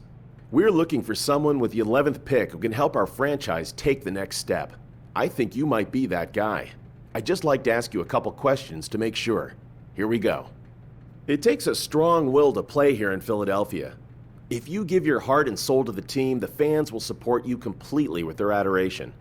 On the other hand, if you ever badmouth them or not give 100% out on the court, they will turn on you in a heartbeat and boo you relentlessly. They truly are the best fans in basketball and expect nothing less than your best. Do you think you have the makeup to play in this city?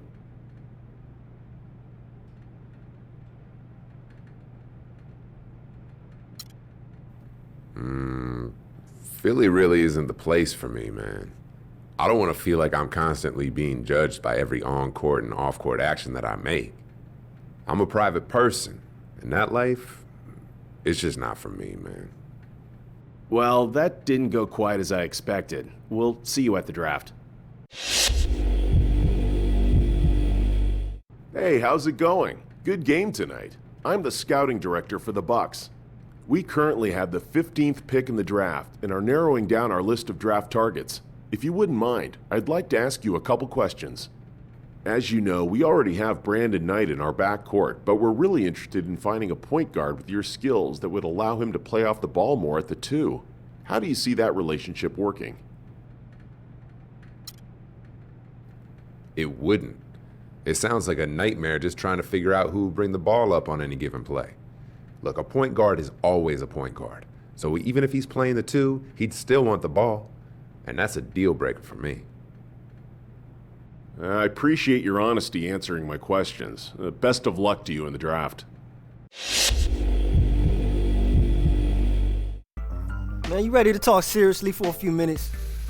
Yeah, man, I figured you didn't just come over here to hang out like we used to back in the day. Yeah, not entirely, man. I mean, hey, I'll teach you a little lesson in some NBA 2K later. You know, again. Whatever, young. Yeah, we definitely gonna have to get a game in, but hey, let's get that business out of the way first, all right? All right, man, look. I know that you've been asked to do a lot to get ready for this draft. Heck yeah. I mean, besides the showcase, you got workouts and camps and interviews, and you handling it all like a champ, man. It's just one last piece we gotta sort out. What? Come on. What is it, another private workout or something? With the Cavs? Nah.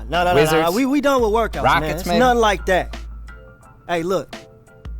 We gotta get you a suit. A suit? Yeah. All right, I can live with that, man. Good, because you know how this draft is, man. I mean, everybody's gonna be watching you, so you gotta make a splash. You seen how players in the past went all out. Yeah, man. Noah? Yo, Harden? Oh, yeah. Yo. Man, no one's forgetting that anytime soon. But hey, I can handle it. You know I look flying whatever I wear, baby. Mm-hmm. That's up for debate. I got 2 words for you. Junior prom. What? Yo, I was styling back then, dog. Yeah, right. Styling. Come on, son. Oh, my Yo, God. I feel you, though. So what's up? What we got to do? Hey, man, look, don't even worry about it. I'm gonna front you some cash so you can get something that works. All right. But if you can, you should consider kicking in a little extra just to make sure you really stand out. But that's on you, though. All right, I'm going to think about that. But hey, let's really get down to business. All right. NBA 2K, baby. Oh, come on now. Yeah, I'm going to whoop you, son. Yeah, right. That'll be the first. Don't be cheating either.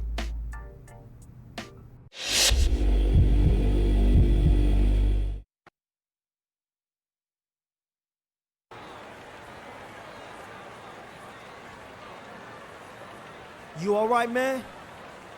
Just relax a little bit. Yo, what if I end up being one of those dudes just sits here forever waiting to get picked, man? Hey, man, look. I talk to everybody I can. Everybody agrees you're a lock for the first round, all right? It's gonna be one of those moments you remember forever, all right? So just relax, man. Enjoy it. Yo, it's just that... Talk to me. It's just... I'm about to find out which team I start my NBA career with, man. I'm about to find out what city I spend the next few years of my life in. It's kind of surreal, you feel me?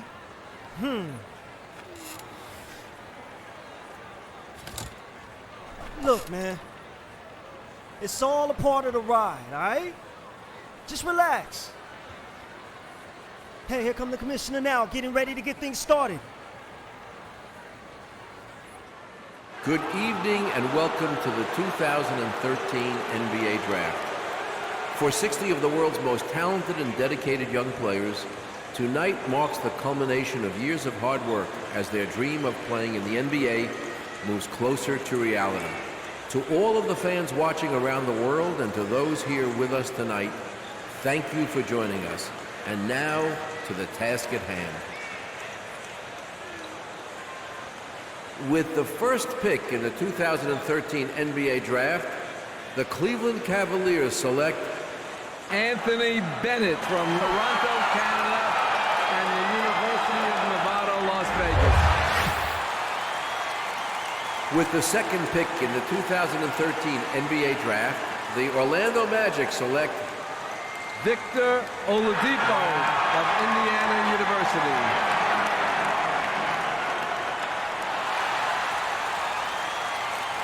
With the third pick in the 2013 NBA Draft, the Washington Wizards select Otto Porter from Georgetown University. With the fourth pick in the 2013 NBA Draft, the Charlotte Bobcats select Cody Zeller from Indiana University. With the fifth pick in the 2013 NBA Draft, the Phoenix Suns select Alex Len from the University of Maryland. With the sixth pick in the 2013 NBA Draft, the New Orleans Pelicans, yes, the New Orleans Pelicans, select Nerlens Noel from the University of Kentucky.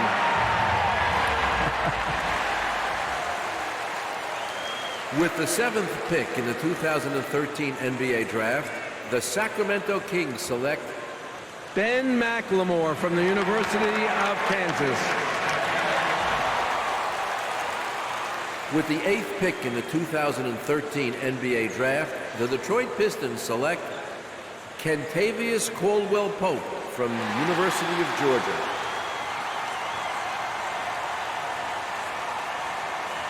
Ah, man, still nothing. I really thought they might have gone with me. Nah, man, they always looked like they were going in a different direction, man. Hey, your time's coming, man. Be patient. With the ninth pick in the 2013 NBA Draft, the Minnesota Timberwolves select Trey Burke from the University of Michigan. With the 10th pick in the 2013 NBA Draft, the Portland Trail Blazers select C.J. McCollum from Lehigh University.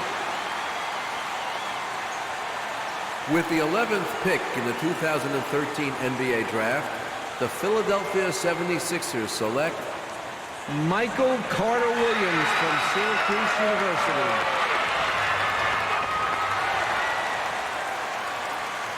With the 12th pick in the 2013 NBA Draft, the Oklahoma City Thunder select Steven Adams from Rotorua, New Zealand, and the University of Pittsburgh.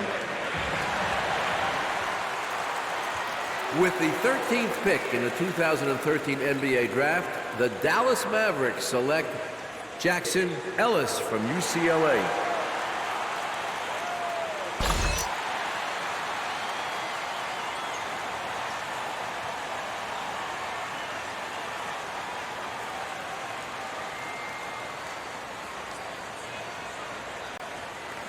Nah, seriously, man? I can't believe they picked Jackson over me, man. Hey, man, look, don't you even give it a second thought, all right? He played well in the showcase. You knew he had to go sometime. Hey, but hey, you're going to have the better career when it's all said and done. Man, I better. Otherwise, that dude's never going to let me live this down. Yeah, man. I feel you on that. All right, listen up. I have a feeling we're getting close. Yeah.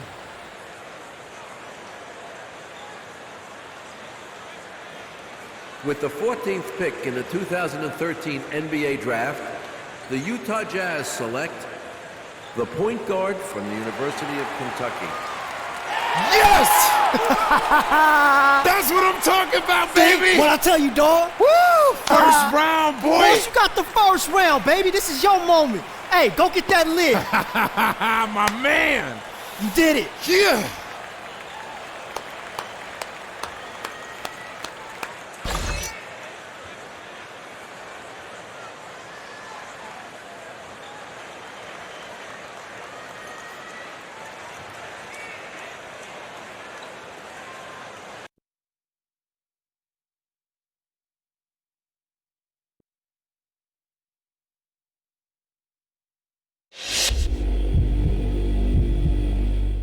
It's great to have you here. Please, have a seat. Again, let me say how excited we are to have you a part of this organization. We had our eyes on you before the Rookie Showcase, and we were thrilled when you were still available at our pick. Thanks. Glad to be here. Can't wait to get started. Great. Well, we'll get to that, but we have a contract to sign. I think we're all in agreement.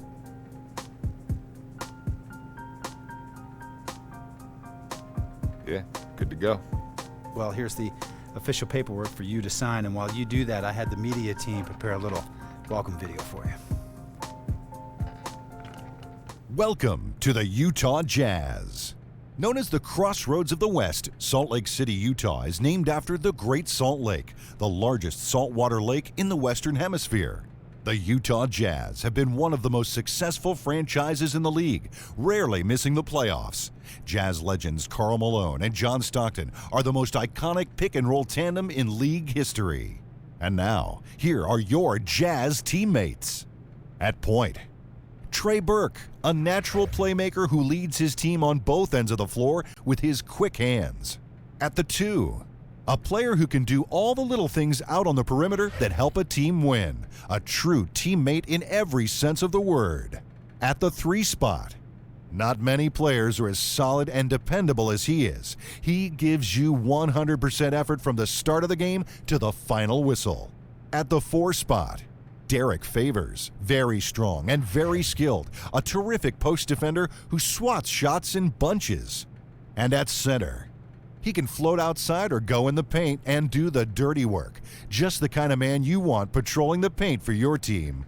We are Utah Jazz. And that's just a small taste of what we have in store for you here. Yo, I'm ready to get to work. Just point me in a direction. Let's do this thing. And I know the coaching staff is just as fired up to start training with you. In fact, they're waiting for you in the film room, so you better head over there now. All right, thanks, man. Looking forward to helping this team get some W's. Absolutely. And once again, welcome to the team. Thanks, man.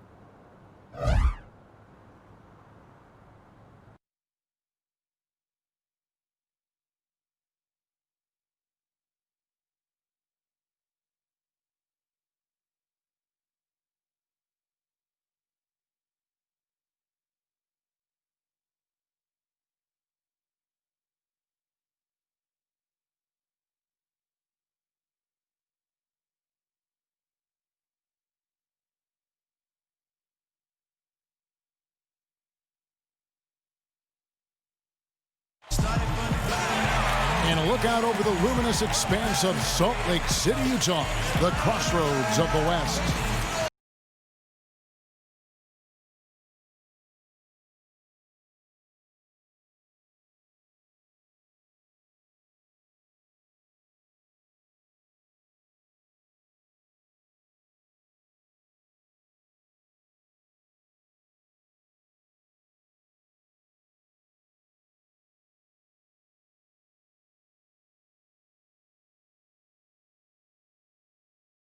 Here at 2K Sports, we couldn't be happier. Hi, everyone. This is Kevin Harlan. Joining me in the booth, as always, Clark Kellogg and Steve Kerr. Opening night and time to check out the starting lineups to the tip-off of the new season. For Oklahoma City, backcourt is Westbrook and Cephalosha. And it's Perkins in at the pivot spot, manning the middle. And it's Durant, and it's Ibaka in the power forward.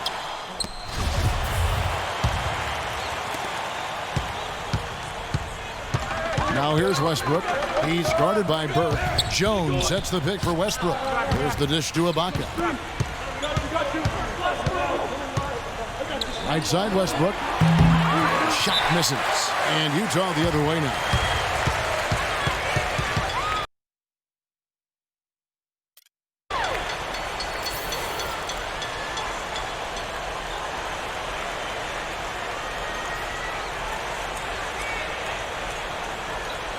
I think Doris Burke has something for us right now. And so it's Utah easily.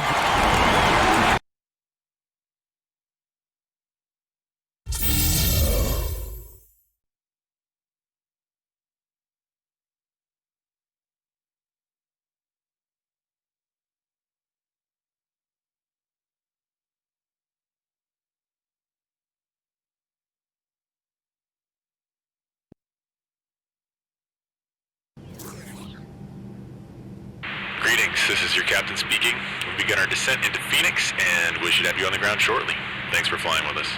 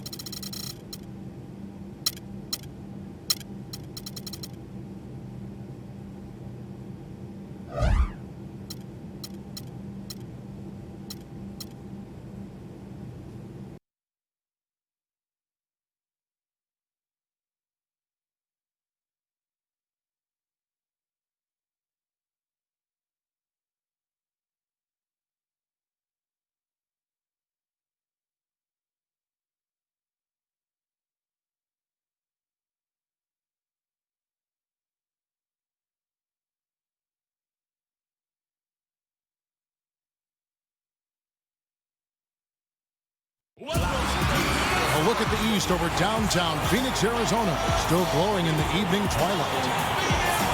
Greetings, everyone. 2K Sports brings you the NBA. This is Kevin Harlan. I'm joined by Clark Kellogg and Steve Kerr as we get set to bring you all the action. And now we take a brief check at the matchups. Our starting five for both teams. And guys, what are we going to be looking for in this one from Hayward?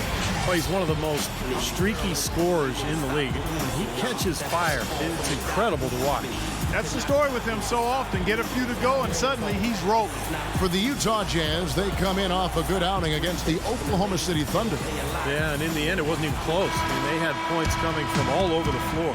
Boy, they were locked in and ready to roll, and offensively, they just had a rhythm that was impressive. You know, the Suns really had a lot to overcome as they started the rebuilding project, and they just weren't the same team the home crowd was used to seeing, and the struggles were evidenced by that 17-24 record here at home. So Phoenix. And through the first half, a pretty level.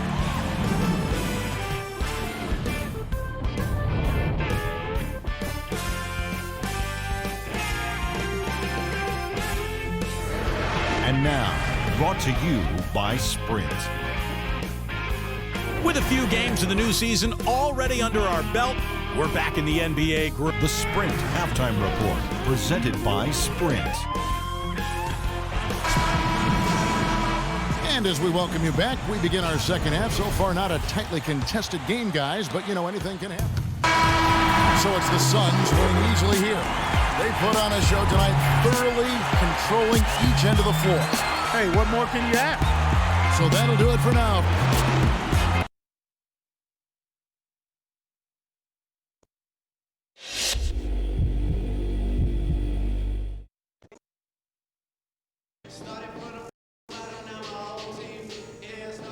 Yeah, just about.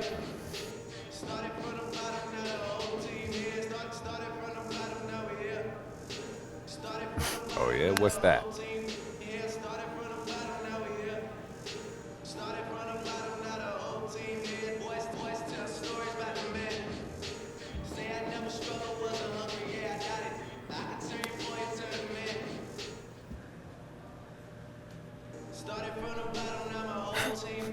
Hey, you're crazy.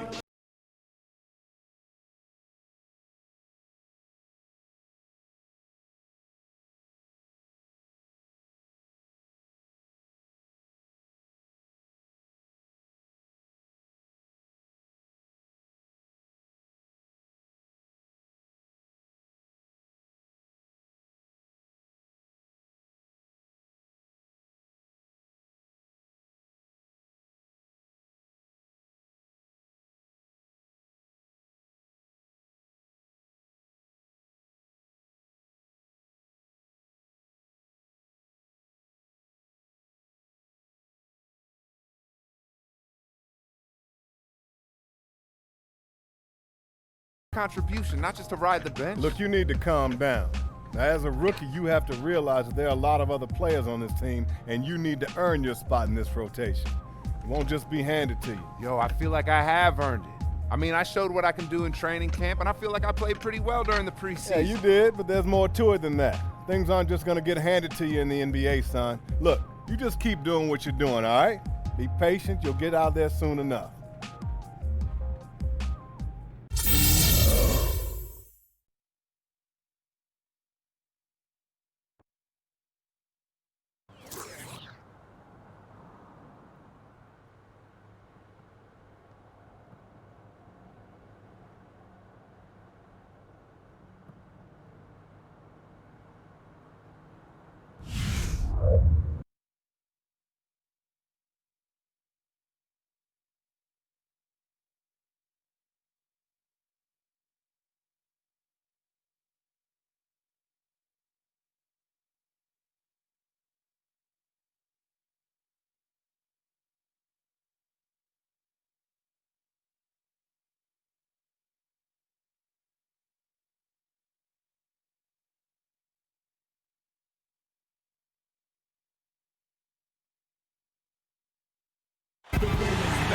A beautiful panning view over Salt Lake City, Utah, the capital city of Utah, shining under the night sky.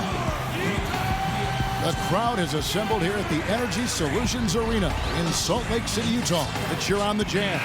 Now a chance to check out our starting lineups. And one of the guys we'll be seeing in this one, James Harden.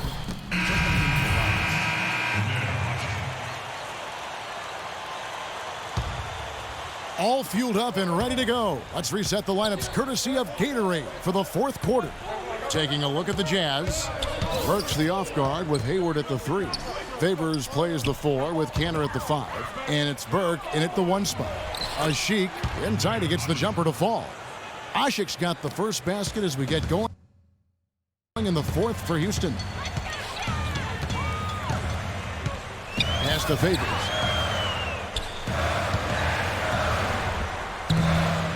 And the rebound goes to the Rockets. Asik's got his 5th rebound right now in the game. And Brooks, here we go. Misses from short range. Utah trailing here. 1 minute now into this 4th quarter. Burks, the pass to Favors. And that'll be Utah as it goes out of bounds. Jazz retain possession. Nice play to get a hand on that pass and tip it out of bounds. I tell you what, guys, if he gets there a fraction earlier, that's a steal. Howard's checked in for Omer Asik. 6 to shoot. Here's Hayward. Count the bucket. Hayward's got the game tied up here for Utah. The road back hasn't been an easy one, but they've managed to climb all the way out of the hole and tie this game. I have to say, pretty remarkable, Steve. At one point, I thought they were done. To take the lead. And now looks like we've got an injury here, guys. We'll likely see him come out of the game. So tough to see a player go down with an injury like this. Yeah, it really is, Steve. It's just one of those things, though. You've seen it happen before as well. And you can tell, whatever it is painful for him. Boy, you hate to see an injury like that, but on the positive side, it could be an opportunity to see a young rookie get an extended look. I agree with you there in terms of not liking to see an injury like that. It's never easy to come in and try to fit into the flow of the game after an injury. That won't be easy, but it is an opportunity and a chance to get some playing time and earn some trust. Well, Steve, a big moment here. We get a glimpse coming off the bench of the first official NBA appearance from the Beast. And obviously, this is a moment he'll remember for the rest of his life. Everything he's dreamt about, everything he's worked for has been building up to this point right now. And we'll see how he navigates it. Trust me, it's not easy to keep your cool out there. You've got to be composed and confident. And you know the butterflies are there, but as a performance sports psychologist that I work with says, you know the butterflies are there, you just need to make sure they fly in formation.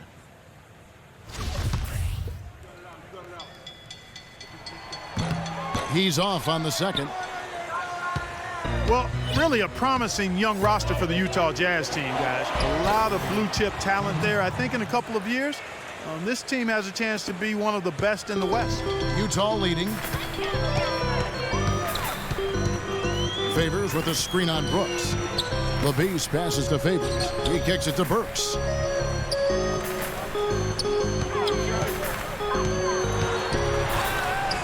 Count that one. Burks has got the lead back up to 3 now for the Jazz. And you got to give this Utah front office a lot of credit. You're right, Clark. They've only missed the playoffs 5 times in the last 30 seasons. Steve, that is a remarkable run. What I like about Utah, too, Kevin, is that they seem to stay ahead of the curve. They make moves while they still have leverage. Dealing Carlos Boozer, Kirilenko, Deron Williams. So they've done a good job of getting value, getting assets, and continuing to look ahead. Excellent. Really solid job, actually, by the defense to get in his way as he was going up for that one. Parsons, the open look. The second effort. The bucket is good. He'll have a chance for one more. That's on Enes Kanter. You know, in the NBA, you got to hustle on every single play, and they're not doing that right now. No, you got that right. They're giving up second chance points left and right here. A bit under.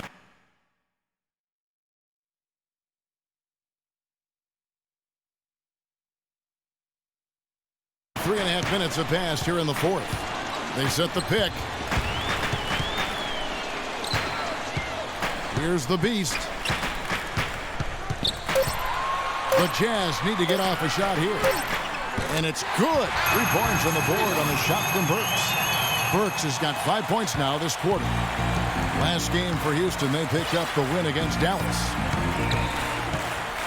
Here's Harden. And he gets it to go.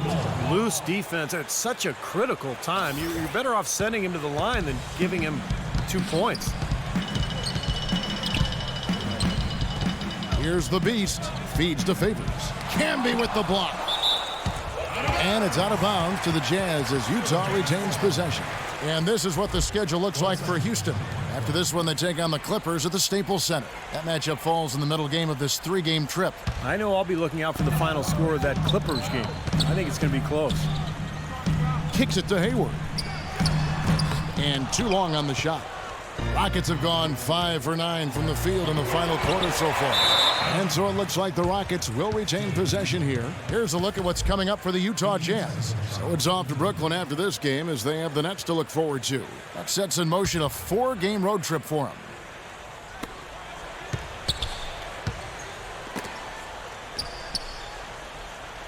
Pass to Brooks.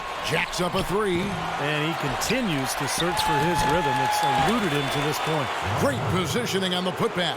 You know, they haven't been able to open up a big lead, but the rebounds are starting to add up for them. They may be able to pull away a little bit. Yeah, they've been doing the dirty work inside, Steve, playing a very tough brand of basketball.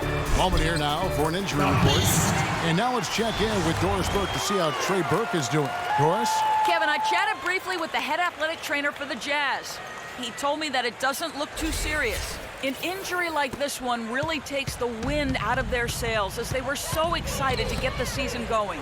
Certainly, they are hoping for a speedy recovery. Thank you, Doris. Boy, you always hate to see anyone ever deal with any sort of injury. Yeah, but it's part of the game, Kevin. Almost everybody goes through it eventually as a player, so you just have to deal with it the best you can.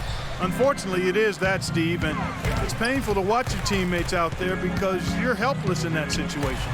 And what a feeling it's got to be for this young player is that last bucket represents the first official score in the NBA from the Beast. And I'm sure he's happy to just get that out of the way. Get that first basket, now you breathe easy, you can just go out and play. I think he's got a lot of big buckets ahead of him, guys. The years to come for him are going to be pretty productive. I think this moment will rank right up there amongst the biggest of his as he goes through the rest of his career. And we may have an injury here that does not look good. Oh, boy, this is something you hate to see, Clark. You know, it sure is. Injuries, though, are really an unfortunate part of the game, inevitable at times. Hopefully it's nothing serious. The Jazz making a switch here. Jefferson's checked in. Now, here is Harden. Howard kicks to Parsons. Houston moving the ball around. The Rockets again can't hit. Jazz have gone 7 of 11 from the floor in the final quarter so far. Been some solid looks for them. Burks the pass to the Beast. The 11-footer and off the glass. That one's good. And it's a 3-point Jazz lead. The Beast is on the prowl. Houston's gone 0-3 so far in the fourth quarter from long range. Brooks dishes to Harden. To the inside. And Parsons gets it to go. That's some grit and determination in the post. Essential qualities to have late in a close game. Exactly. I mean, this is the time to attack on the interior and generate those easy opportunities. The Beast passes to Kanter. Sinks that one from the post. Kanter's got the lead up to 3 now for the Jazz. Textbook right there. Nice pass, great catch, beautiful finish. They've been doing a great job of sharing the ball. Excellent display of team play. Steve, I know you love great teamwork. Yeah, so much fun to watch when the ball is moving. There's kind of a rhythm to the game that just happens. The ball moves almost on its own, Kevin. It's fun to watch. A chance here to get a quick injury report. Let's check in with Doris Burke for an injury update on Dwight Howard. Doris? Hi, guys. Head athletic trainer for the Rockets provided some information for us. It doesn't seem like too drastic of an injury. You would hope that an injury like this one, coming so early on in the season, won't linger and bother him the rest of the way. All right, Doris, and hopefully everything works out for him. You know, pro trainers have so much available to them at their disposal. If it's nothing serious, he'll be back. The Beast passes to Favors. Excellent D from Parsons. It has not been an easy quarter for him, at least offensively speaking. Howard setting the pick for Harden. Passes to Parsons. Back to Harden. Shot clock at 6.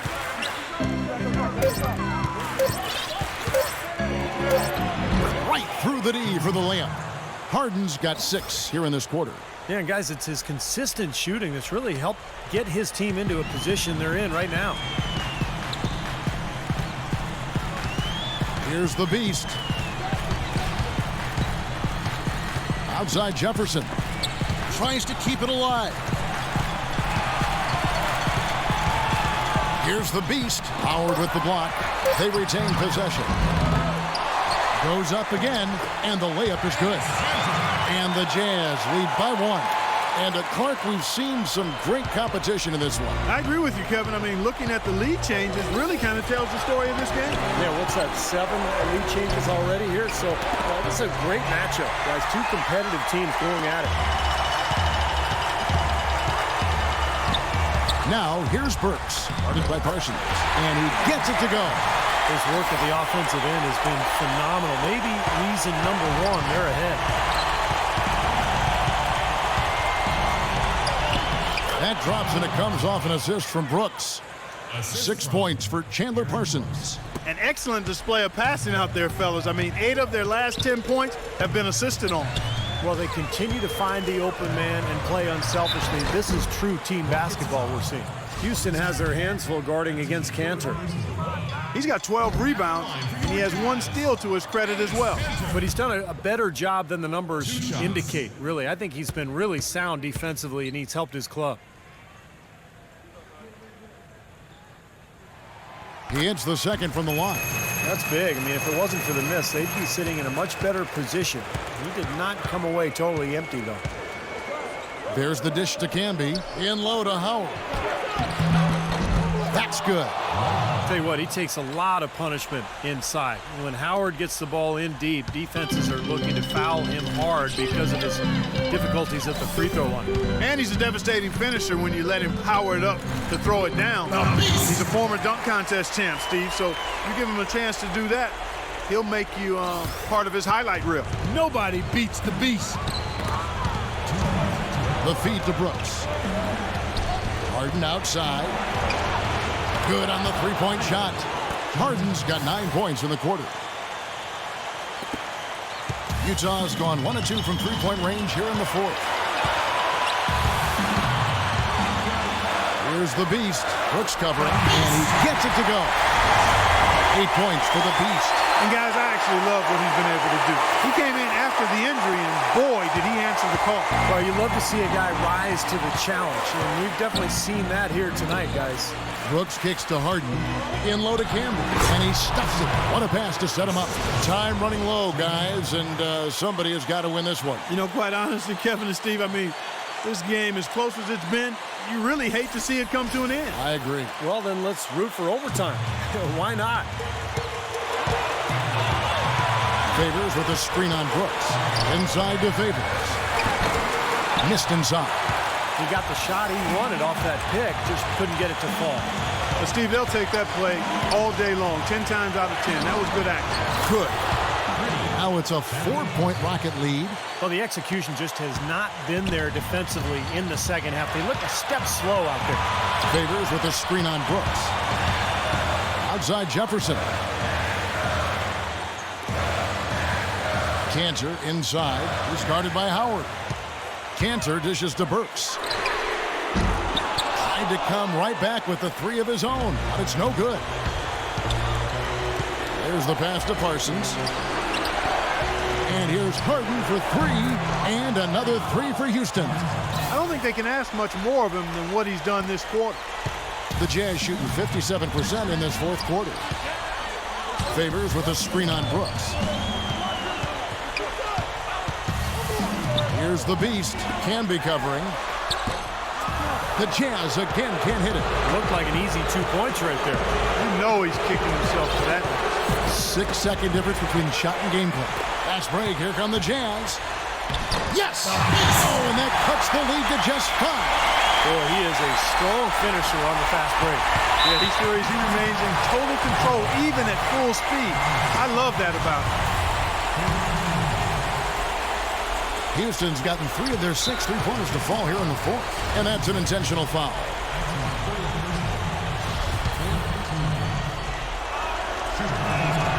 He hits the first one, and that increases their lead to 6. The second one is good. They're both at the line, and it's a 7-point game. And as long as they continue to do this kind of work at the foul line, the lead should be safe. There's Williams with the 3. Here's the Beast, rejected by Cannon. And here's Garcia. So we see the Rockets get the win here.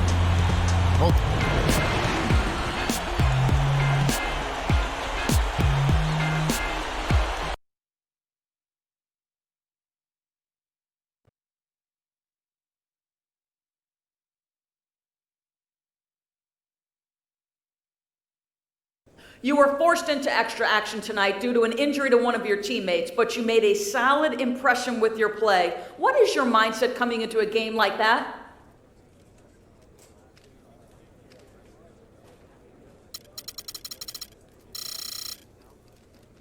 Well, I've been ready to go for a long time now, so I'll take whatever opportunity I can get out on the court.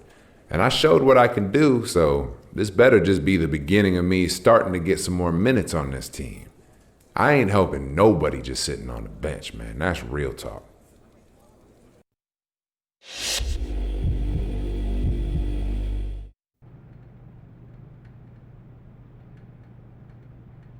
What's up, Coach?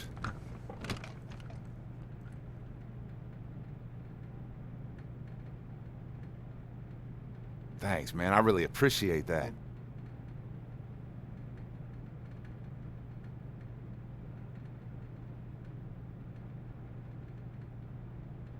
Hey, you got it, man. I'm just happy I was able to contribute. Yo, this is just the beginning of the ways I can help this team.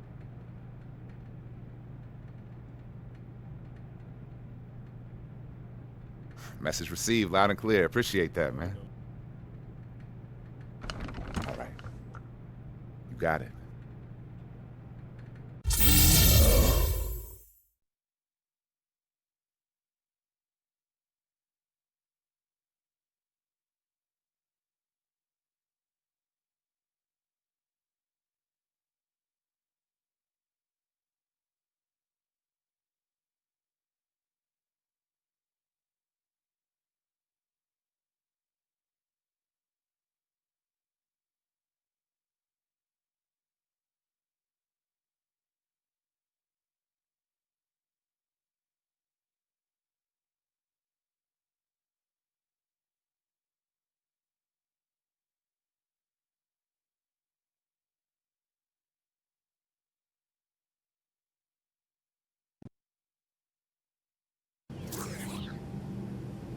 This is your captain speaking. We have begun descent for our on-time arrival into New York.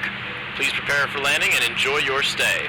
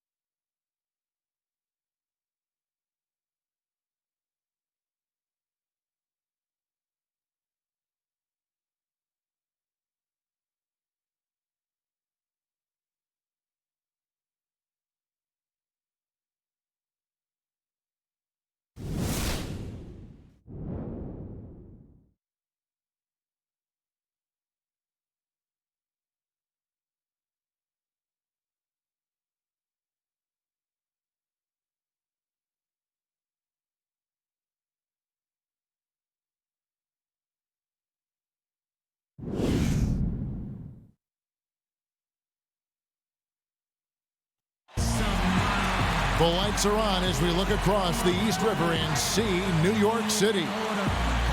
The Nets play before the hometown crowd, and we've got it for you tonight, live from Brooklyn, New York. The starting fives for our game. Here are tonight's starting lineups. And as we take a look here at Brook Lopez, guys, give us some thoughts. Well, what you love about him, Kevin, is what I've noticed is that, he hits a couple shots and it just feels like he's in his groove, in his rhythm. And you oftentimes see the opponent call a timeout after he makes one shot. They don't want him to get really, really hot. And something else he has is an array of moves in the paint. You can make a training video for young players to figure out how to play down low in terms of how he gets it done inside. Last game for the Nets, they picked up a W against the Magic in Orlando. That was an impressive defensive performance. The athleticism, the intensity, the energy, really shutting their opponent down. And Steve, that was reflected in their block total. I mean, they were extremely disruptive, equal parts hustle, muscle, and smarts.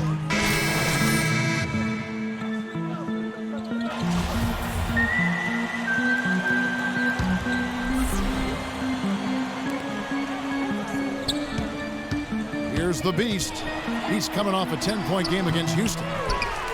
You know, guys, Karolinko took a year off from the NBA in 11-12 to play in his native Russia, and he won the EuroLeague MVP. Also helped Russia bring home the bronze in London, and last season was a key player for Minnesota.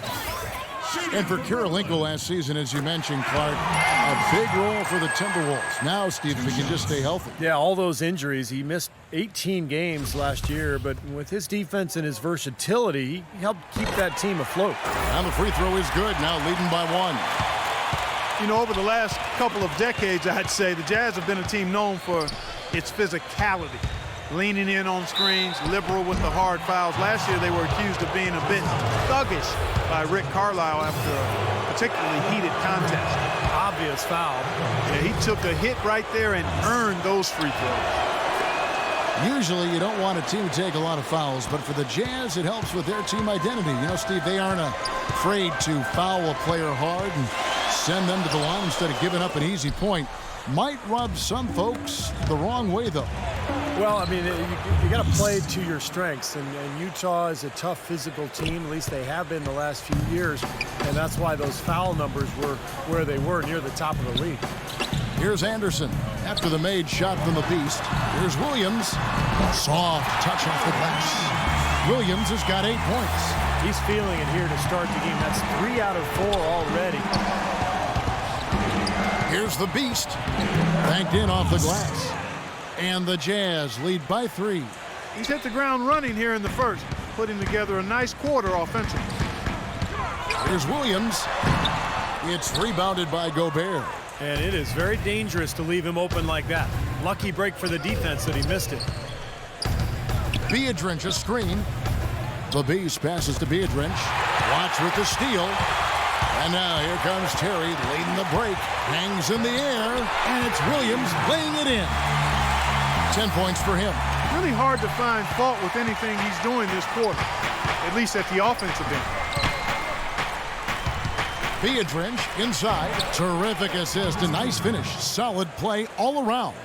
Boy, they keep hammering away at him inside, forcing that ball into the paint. Smash mouth basketball.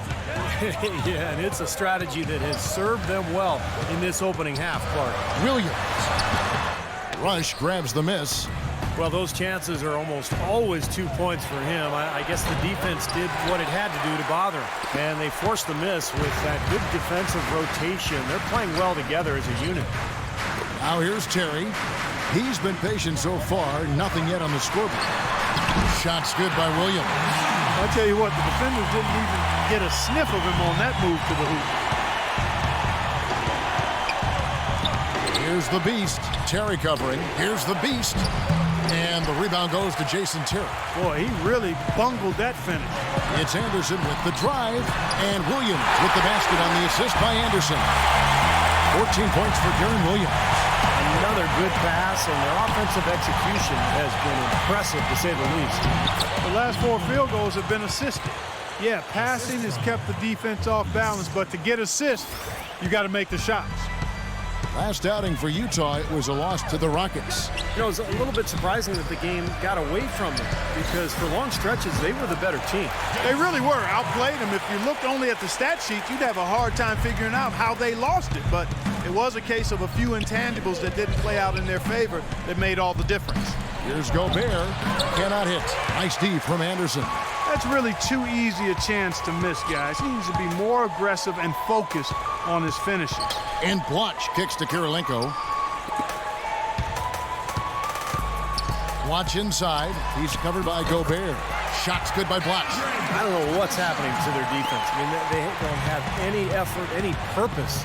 And it's really costing them. I mean, the last 5 baskets at that end have been on very easy looks. He came off the screen and finished with authority.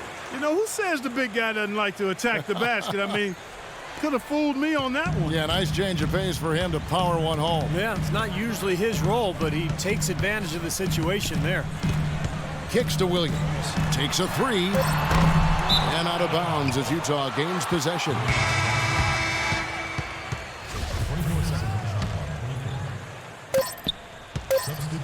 Puts up a prayer.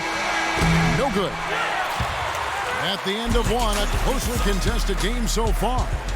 Brooklyn ahead, leading by just. The new season in the NBA. And the second.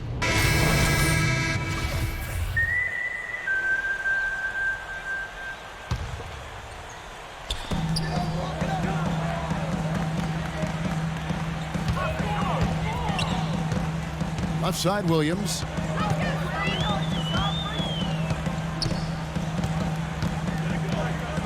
Parked down low that time, and he got the 3-second call. With this chance, let's show you the league's most intimidating shot-blocking defenses from last season. 5th, the Jazz. Yeah, so much of their defense revolved around their ability to block shots in the low post. That's why their numbers were so good last season. Deron Williams out there with Alan Anderson. Then it's Pierce. Then it's Blatch. And it's Kirilenko in at the power forward position. So that's the lineup for Brooklyn. He had a whole lot of space to get that shot off. Yeah, I don't think the defender did a good job there of getting over the top of the screen. And Doris Burke has a report for us from the sideline. Thanks, Kevin. The Beast in their last matchup against the Rockets really lit up the floor. He ended with 10 points, and that scoring outburst set a new season high for him in what was a great exhibition on his part. Overall, just an incredible bonus for his team as he made a big impact coming off the bench. All right, Doris. Well, what do you guys think? Does that kind of big performance energize a player in his next game, or has it, like Steve, you began taking a toll physically? I think it just depends on the individual, Kevin. Probably depends on how he's feeling physically overall. But usually, a guy who has a big night like that, it's going to carry over just the confidence. It'll carry to the next game. Yeah, I would not disagree with you on there, Steve. There's something about confidence in this game that really fuels you and energizes you. When you've performed well, then you feel like you can do it again and again and again. Open shot, Williams, and there's another one for the Jazz. Nice pass there to set that bucket up. Yeah, guys, and that's 10 of their last 12 points now coming off of assists. Nets leading by 5. Williams dishes to Pierce. Soft touch off the glass. Pierce has got 8 points. Very high quality shot. Can't get enough of those. Here's the Beast. He's got 8. Feeds it to Lucas. Hits it from 3-point range. Lucas has got his first 3 points of the game. They are absolutely stroking it from outside. I mean, textbook perfect.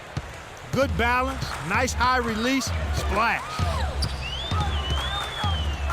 Williams passes to Anderson. Back to Williams. Lays it up and in off the pretty assist. Williams has got 23. These defenders are not putting up much of a fight on the interior. It's been embarrassing. That's 10 consecutive points allowed in the lane. And that's not the kind of streak you want to have if you're playing defense. Williams gets the bucket. Well, head coach Jason Kidd, that's a phrase I didn't expect to hear this quickly, but Kidd wasted no time. Only a matter of weeks after he announced his retirement as a player, he was named the head coach of the Brooklyn Nets. And it's going to be interesting to see the transition. Kidd, obviously, great basketball IQ, so well respected as a person in the league. I think it's just a matter of time before he really finds his footing and becomes an excellent coach. Jason Terry is checked in for Brooklyn. Kirilenko kicks over to Blatch, using his post moves to get the 2 points. Good ball movement. He put that pass in the ideal spot, right where it needed to be. Here's the Beast, Terry covering. Here's Lucas. Good, and it's Williams who picks up the assist. Lucas has got 6 points in the quarter. And back to Coach Jason Kidd, Clark, a rookie at the coaching profession, but one of the most intelligent and respected point guards over his 19 years in the NBA. Yeah, always respected as a leader, and his basketball IQ off the chart. So I think he's one of the few guys that could go right from playing to being a successful head coach. And there's Terry. Left side, Terry. Outside, Williams. And here's Anderson from the arc. Offensive rebound, Nets. Back to Blotch. Knocked away. Stolen by Evans. Question is, do they go 2 for 1 here? Can they get a good shot in time? That's the question. And out of bounds as Brooklyn gains possession. I'll tell you what, wandering aimlessly out of bounds like that might earn him a ticket to the bench. And Utah making a change here. Terry outside. Pass to Garnett. And that one's good. Garnett's got 8 points. Great interplay there between those two teammates. Here's the beast. He's got 8. Williams dishes to Evans. First trip to the free throw line for him in this one. And you know, you'll take what you can from him from the foul line. A season ago, he shot in that low 60% range. You know, guys, when you look at those numbers last year for him, I think it does. And a tight game here as we end the first half. Nets lead by 4. And a chance now to send you over to Doris Burke, standing by on the sideline. Doris? I'm here with Joe Johnson. And Joe, Now, presented by Sprint. We're happy to be with you this Tuesday night. Keep it here on The Sprint Halftime Report, presented by Sprint.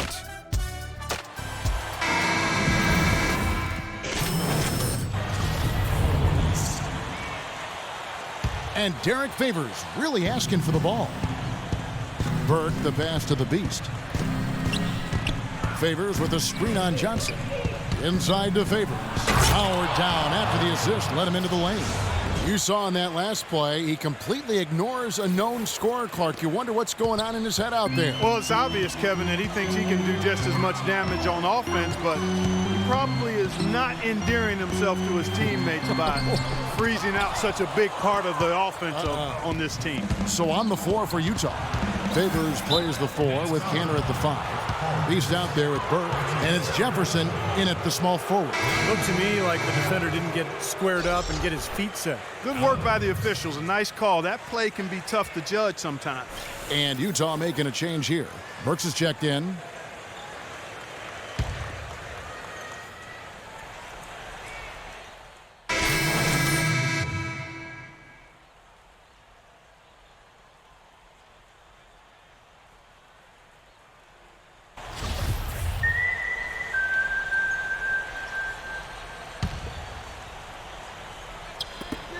There's 10 seconds left to play in the final quarter. Cans the 3. You know, on defense, even on an inbounds play, you can't leave three-point shooters alone on the perimeter. They paid for it there. And they stop the clock as soon as they can with the intentional foul. That's right. No other option but to foul and hope for some misses. Yep, you got to extend the game here. Try to keep that clock from moving. And you can wrap this one up. Great job to stay cool at the line and polish it off. Williams for 3. No up. How about the effort we're seeing from him on the boards? He's already in double figures. Yeah, and more importantly, Steve, his rebounds are leading the team. And so it's Utah with the win.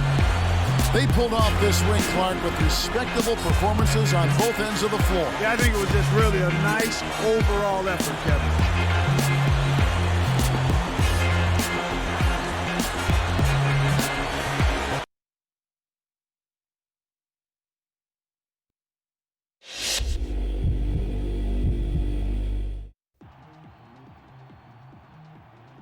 Whoa, what are you talking about? Yo, I don't know what you're talking about. That play wasn't for you. I did with the better option.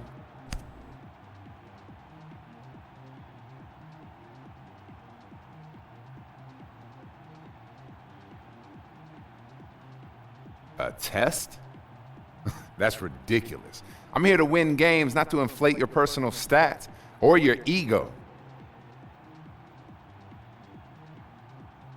Whatever, man.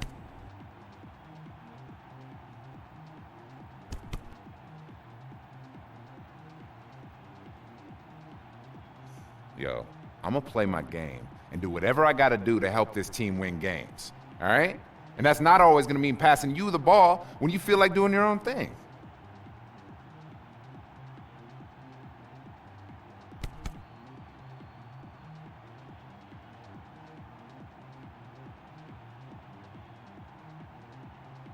Man, I don't have my notepad. You got a pencil? I can write that down? Anyone got a pencil? Yeah, I'll try to remember, dude.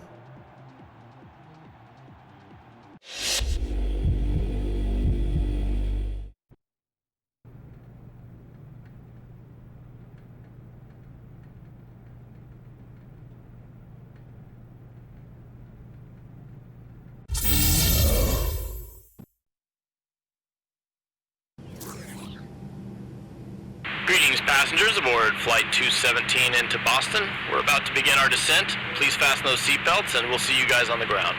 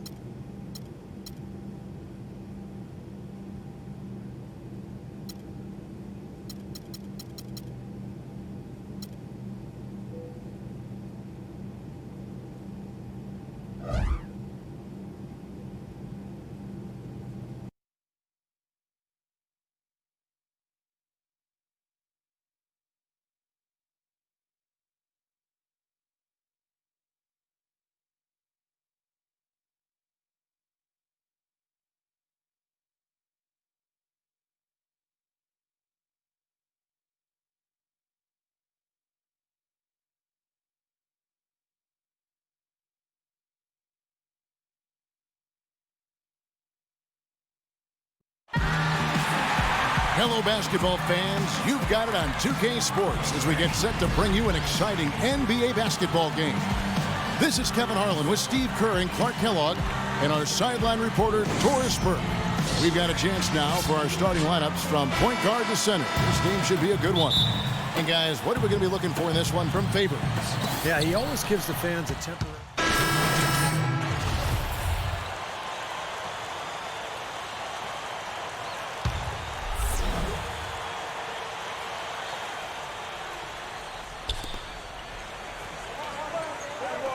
Outside Rondo. Ball is up on top. Feeds it to Bass. And fouled hard that time. He'll get to the line and shoot two. That one is on Rush. A bit of a down season, guys, for Brandon Bass on this past season. His numbers were down pretty much across the board. At 28 years old, he should be in his prime. We'll see how he bounces back this season.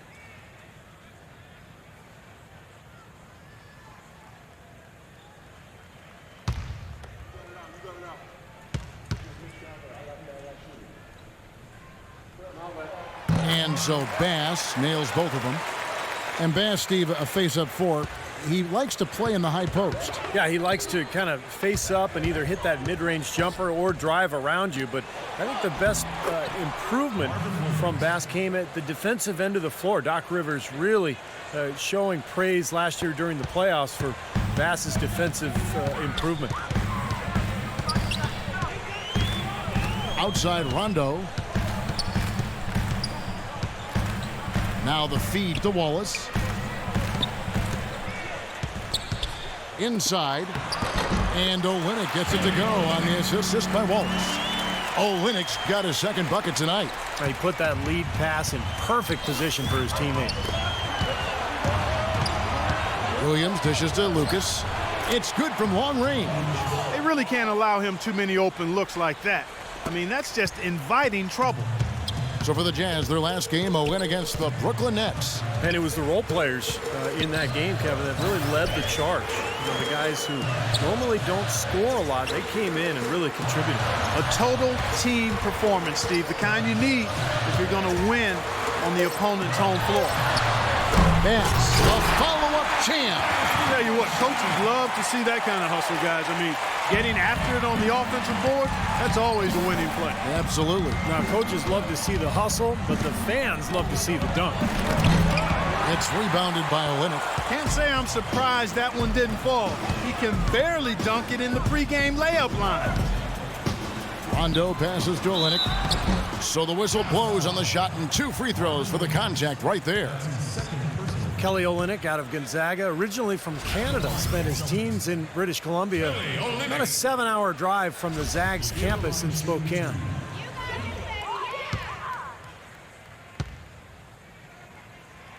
That free throw good from Olynyk. And back to Olynyk, probably the most efficient player in college basketball last season. But Clark, questions lingered about the level of competition in the West Coast Conference. Well, I think it'll be an adjustment dealing with the NBA size and strength no matter what level of competition you played in college. But I think he'll still have a way of separating himself because he's highly skilled. Offensive rebound, Evans. A strong finish under heavy pressure all over. That rebound and the follow kind of typify what he's all about. Just gritty, determined play. Bass with a screen for Lee. Crawford gets a screen from Olynyk. Boston, no good that time either. Jazz trail by 4. To the wing on the left. Evans kicks to Rush. Nice ball movement by Utah. Shot clock at 6. Here's the beast. Again, the Jazz score. You start hitting a few of those mid-range shots, and it can open up your whole game. Boston's gone 0-3 from three-point land. Nothing yet going outside. Crawford drives in. The pass to Bass. Back to Crawford. And he banks in the layup. Crawford's got his first basket of the night. Heads up, aggressive play right there. He saw the smaller man on him, took it straight to the basket. Lucas the pass to the beast. Biedrins a screen to the inside. Great pass to set up the lay-in. Another nice bucket down low. They've really been able to work the ball into the post effectively so far. Yeah, I think that could really set things up well the rest of the game. Pound the ball inside and then let your perimeter players play off your bigs. Olynyk sets a screen for Crawford. Kicks it to Olynyk.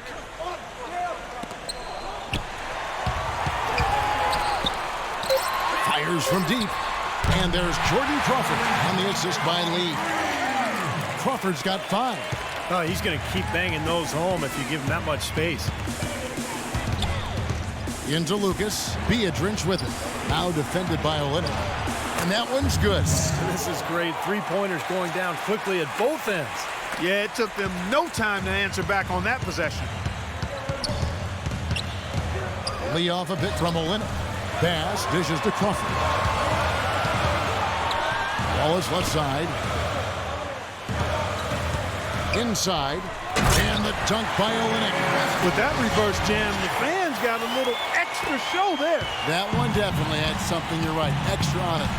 That was one of those 3 or 4 plays that you see every night in an NBA game that just leaves you in awe. Lee. And that does it for the first quarter. Celtics lead by 4. And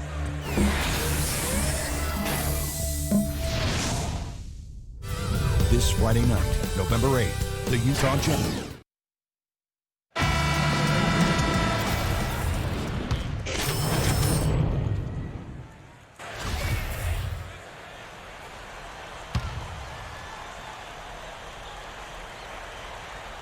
Speedy backcourt of Rondo and Bradley. Chris Humphries is out there with Brandon Bass. And it's Brooks in at the 3 slot. That's the Boston 5. Bradley kicks to Brooks. They grabbed their own miss. Jazz have gone 8 of 15 since we began the second quarter. Excellent shooting. And Rondo sends it back. And it's going to be out of bounds. The Jazz will retain possession. 14 seconds on the shot clock.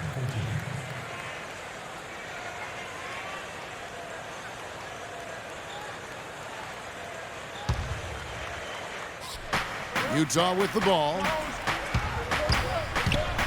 Here's the Beast. An easy layup after coming off the pick. The Beast's got his third basket of the night right there. Celtics trail by 4.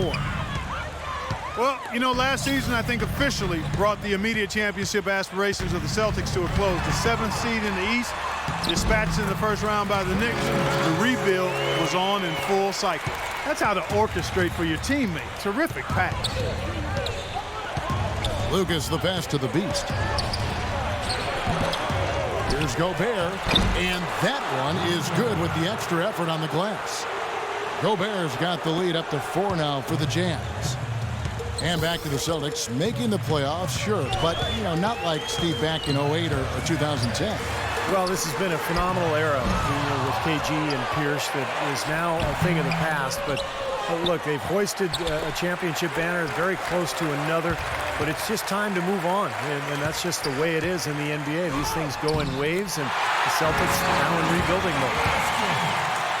You just can't afford to let somebody get that good position in the paint.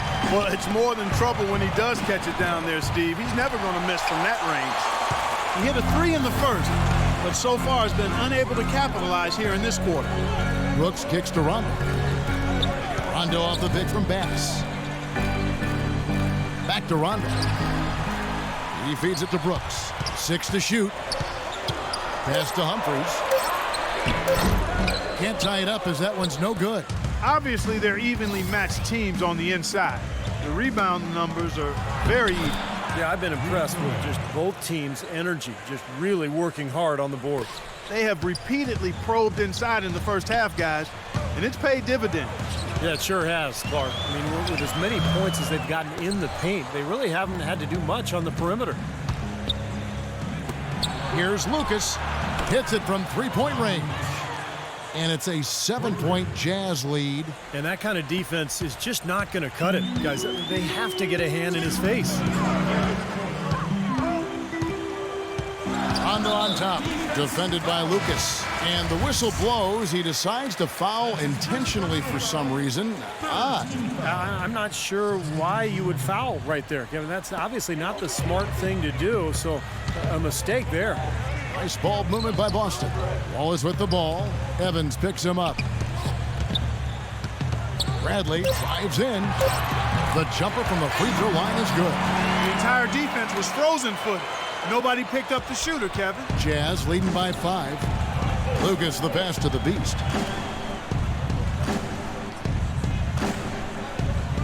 Passes it to Williams. And out of bounds as the Celtics gain possession. Well, let's take a look at where Boston ended up, Kevin, last year in the league rankings. They were 6th in field goal percentage, 6th in free throw percentage, and they were top 10 in opponent field goal percentage. That's a good indicator of a team getting it done defensively. And you talked about the shooting in the top 10 in the league in terms of field goal percentage. And that really bodes well when you're a team that's trying to play together. I thought this team was really well coached. They worked the ball offensively to find good shots. And for most of the season, they looked like one of the best shooting teams in the league to me. Okay, well, let's check in with Doris Burke reporting from our sideline in this game. Doris, take it away. Gentlemen, a talented young front court duo for the Jazz in Derek Favors and Enes Kanter. This summer, they worked out with Jazz legend Karl Malone, one of the all-time great power forwards in NBA history. Whether it was positioning and a technical trick or just the mental aspects of taking on a star role, guys, you couldn't ask for a better teacher. No question he can help. Thanks, Doris. Here's Evans. And foul called as he misses. He'll go to the line and shoot 2. Well, and Jeremy Evans, the 2012 slam dunk champ, he may have come up short in the slam dunk contest last year, but boy, did he put on the show. Dunked over a work of art that depicted him dunking. Very meta. Jared Sullinger's checked in for the Celtics. And Jeremy Evans, 6'9", only about 200 pounds, but he is a high riser. Yeah, great finisher around the rim. And tell you what, he's light, and maybe that helps him get so high off the floor. But it's fun to watch him in the open court. Here's Bradley, and another basket for Boston. How about that? Gets it off right in the face of the big fella. Quick release. And operating on the perimeter like that negates some of the height disadvantage, too. Outside Williams. Out left to the wing. Here's the beast. Pass to Lucas. That three off the mark. And we're through two here and a good one. Utah out in front, up by 2. And now we'll send it down to Doris Burke, who's standing by courtside. Coach, what do you think of the team's defense? And now, brought to you by Sprint. And welcome to halftime, everyone. Great one underway in Boston. The Sprint Halftime Report, presented by Sprint. And as we return, a view of the beautiful skyline of downtown Boston.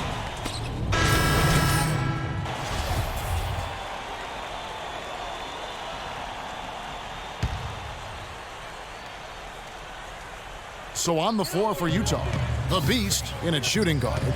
Williams is out there with Jeremy Evans. Then there's Favors, and it's Lucas in at point guard. Wallace kicks to Crawford. Count the bucket coming off a perfectly placed assist. Crawford's got 12. Boy, the D has to show a little more fight on the interior than they did on that trip. They've got a battle inside. Well, this game has been tough, Clark. I mean, they're getting after it. I think they're starting to run a little bit low on energy, possibly.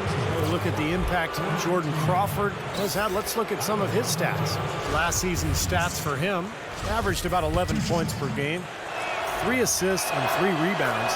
And when you take his overall contributions on the whole, he's been putting up some pretty good numbers, but I think he can do more. And Steve, sometimes that's just part of the game, weathering periods where your stats might not show all of what you're doing on the floor.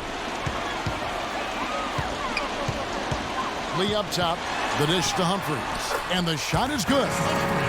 Humphries has got 9. And it feels like the energy has just picked up big time here. Both teams now feeding off each other's intensity. I don't know what was said in the locker rooms at halftime, Steve, but it's obvious both sides have responded well. Favors with a screen on Lee. Plenty of space. Hits the front of the rim and out. I think he was surprised by how much space he had there and just rushed the shot a little bit. He dishes it to Humphries. Favors with the rebound. Favors got his 6th rebound on the night. The Beast passes to Williams. Here's the Beast, guarded by Crawford. Out of bounds, Boston takes possession.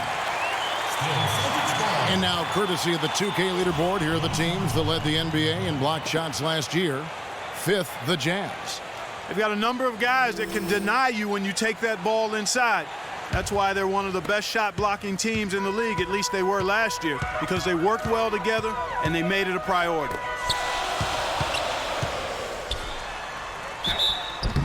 Foul call that time on the way up. That'll give him 2 chances at the free throw line here. You know, Jordan Crawford was dealt from the Wizards to the Boston Celtics last season, guys, and that very well could be a good situation for him. He's a talented player who I think just needs a little more discipline defensively, and with his shot selection, he'll be fine. And he's good on the second. And Clark, you mentioned Jordan Crawford has been a gunner thus far in his career. And for his career, just to point out the numbers, about 40% from the field. And Steve, from beyond the three-point line, about 30%. Well, the next shot he passes up will be the first one. But I enjoy watching him play. I mean, the guy has unlimited confidence. He's got great range on his shot. You know, when he gets it rolling, he can really catch fire. Take a look at the performance in this one for Williams. He's got 10 points and 1 rejection in this game, too. And it was a good one, too. Really one of the highlights, I thought, of the game defensively. Lee kicks to Crawford. And he gets it to go. Crawford's got 15. Boy, they are just destroying them in the paint. You could say that again, Steve. The defenders just aren't aggressive enough down low. Nice pass. That one was right on target. Here's Lee.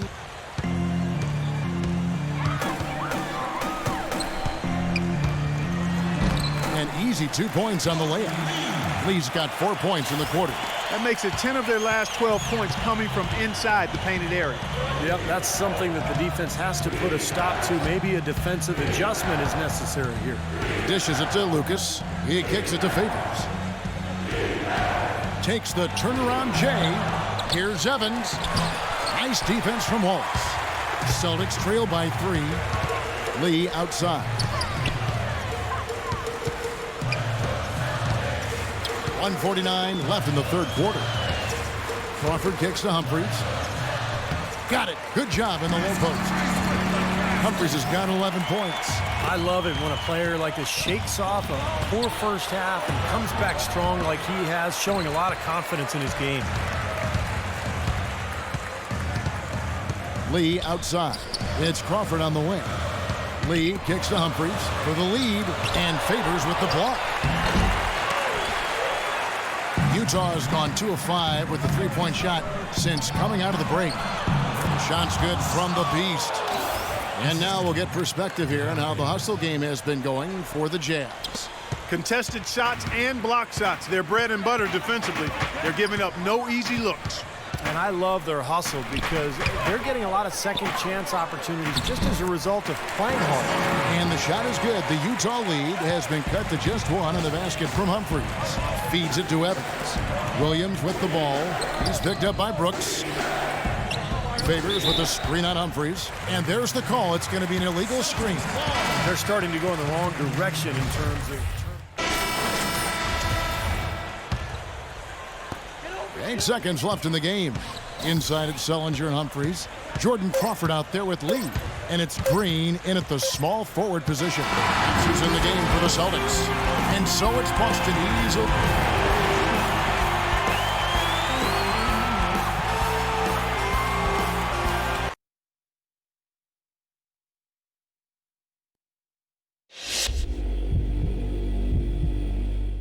Thanks for stopping by. As you know, it's important for me to regularly check in with all of our players. So, how you feeling about the team at this point of the season?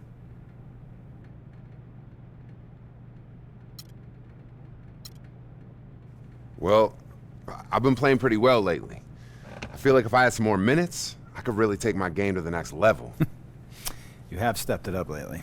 But coach is the one who ultimately decides on the rotation. I'll talk to him, see if there's anything we can do.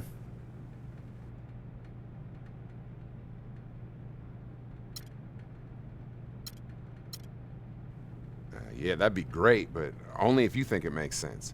I don't want to second-guess coach. I'm just letting you know what I'm thinking. Of course. We're always going to make a decision that's right for this organization, but I appreciate your input. That's good to hear.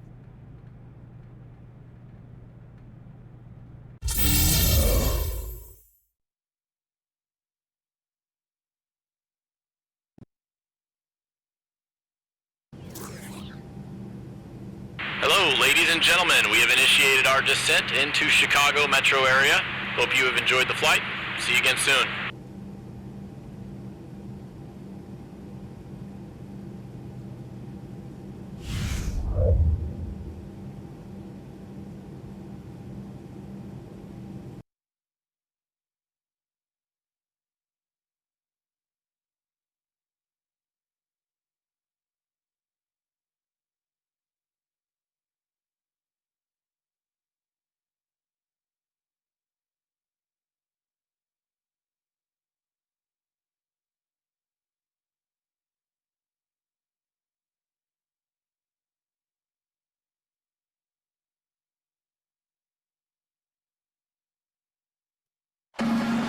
Always a special moment in the pregame ceremonies. The playing of the national anthem as the teams gear up for the tip. It's the NBA on 2K Sports. Hello, everyone. Great to have you with us. This is Kevin Harlan with Clark Kellogg and Steve Kerr. And now a quick check of our starting lineups for both teams. And guys, checking out Joakim Noah here. What can we expect from him? Well, the big thing with Noah, Kevin, is that he's a hustle player. He gets on the glass. He's a tremendous offensive rebounder, and his long arms allow him to block shots defensively, get out and cover pick and roll with those quick feet. So this is a player who does a lot of things well. And that dedication also manifests itself on the court, Steve. I mean, Joe has said himself.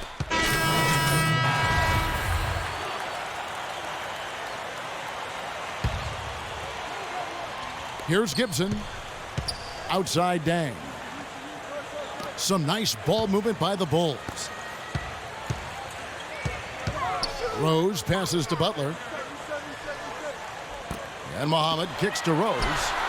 Gets the three-pointer to fall. Rose has got 5 points so far. Very positive opening quarter for them. The shots have been falling. You know, the shooting percentage would be nice if it stayed right there, but that's going to be tough to do. And he gets it to go. They've done well at taking advantage of some late defensive rotations and getting the ball into the paint. Yeah, they've been the aggressors, Clark, and getting the ball inside into that lane area has been huge for them. Uses the glass to finish the layup. 7 points in the game. Boy, he's so hard to stop, guys, because he poses a ton of matchup problems for the defense. Jazz trail by 8. Here's the Beast. 11 points for him in that last game against the Celtics in Boston. And that one's good by Favors. And guys, they continue to put a lot of pressure on the interior defenders with the way they work down low. Well, it's become one of the stories of the first half, Clark, just piling up points in the paint. Butler kicks to Muhammad.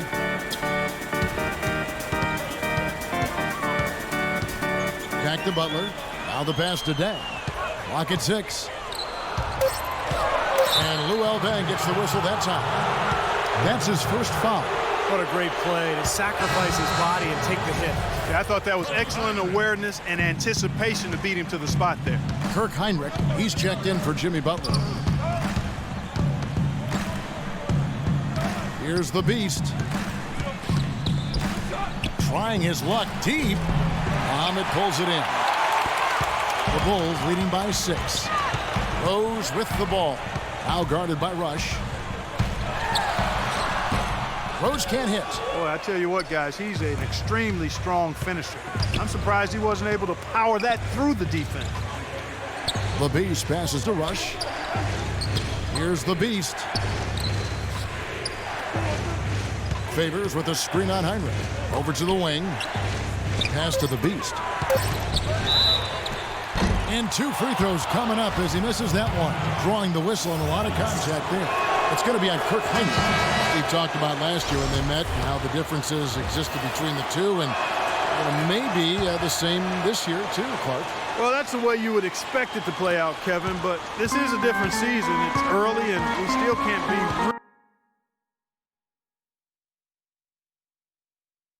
really sure if the makeup of these teams is the same as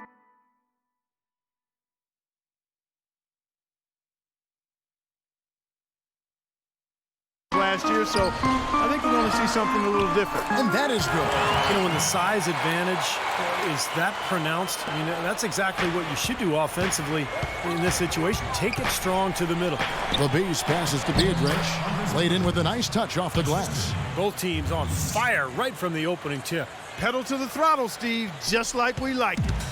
For Chicago, they won their last contest that game against the Pacers in Indiana. And a very confident performance offensively, I think, guys. It's really how this team clicks. I mean, when they're communicating and executing, sharing the ball, they're tough to beat. And, Steve, you got to love that kind of performance on the road. I mean, to be a great team in the NBA, you have to be able to have that kind of performance in the other team's building.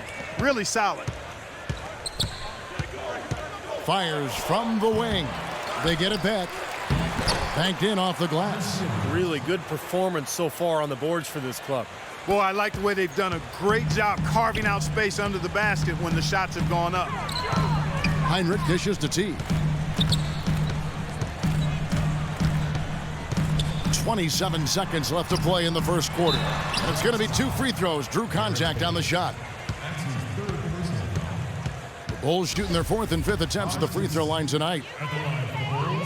And the first one drops. Evans, he's checked in for Utah.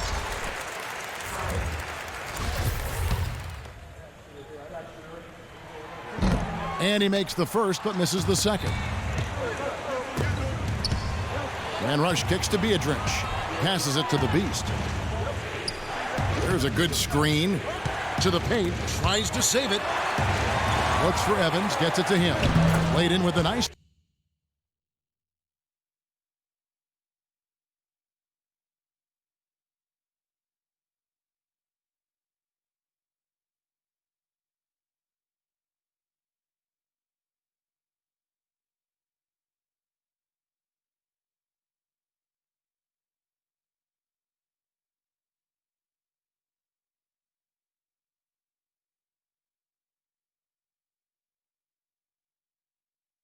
touch off the glass. Evans has got his first basket. Now here's Heinrich. Pass to Murphy. Fires the three. So at the end of 1 quarter of play, still a close game. Bulls lead by 1. And we'll be back in just a moment with the start of the second quarter.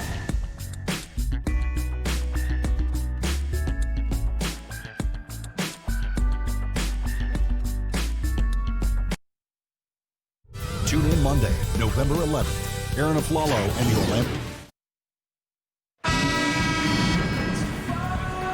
And so far, it's been a closely contested game as we get the second quarter up and going. And before we move on, what do you guys think about what we've seen so far from the Bulls?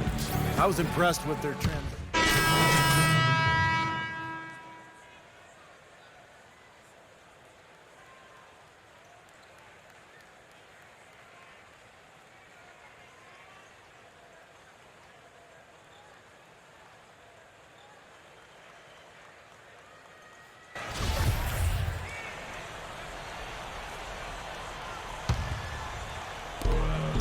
Biedrins with it.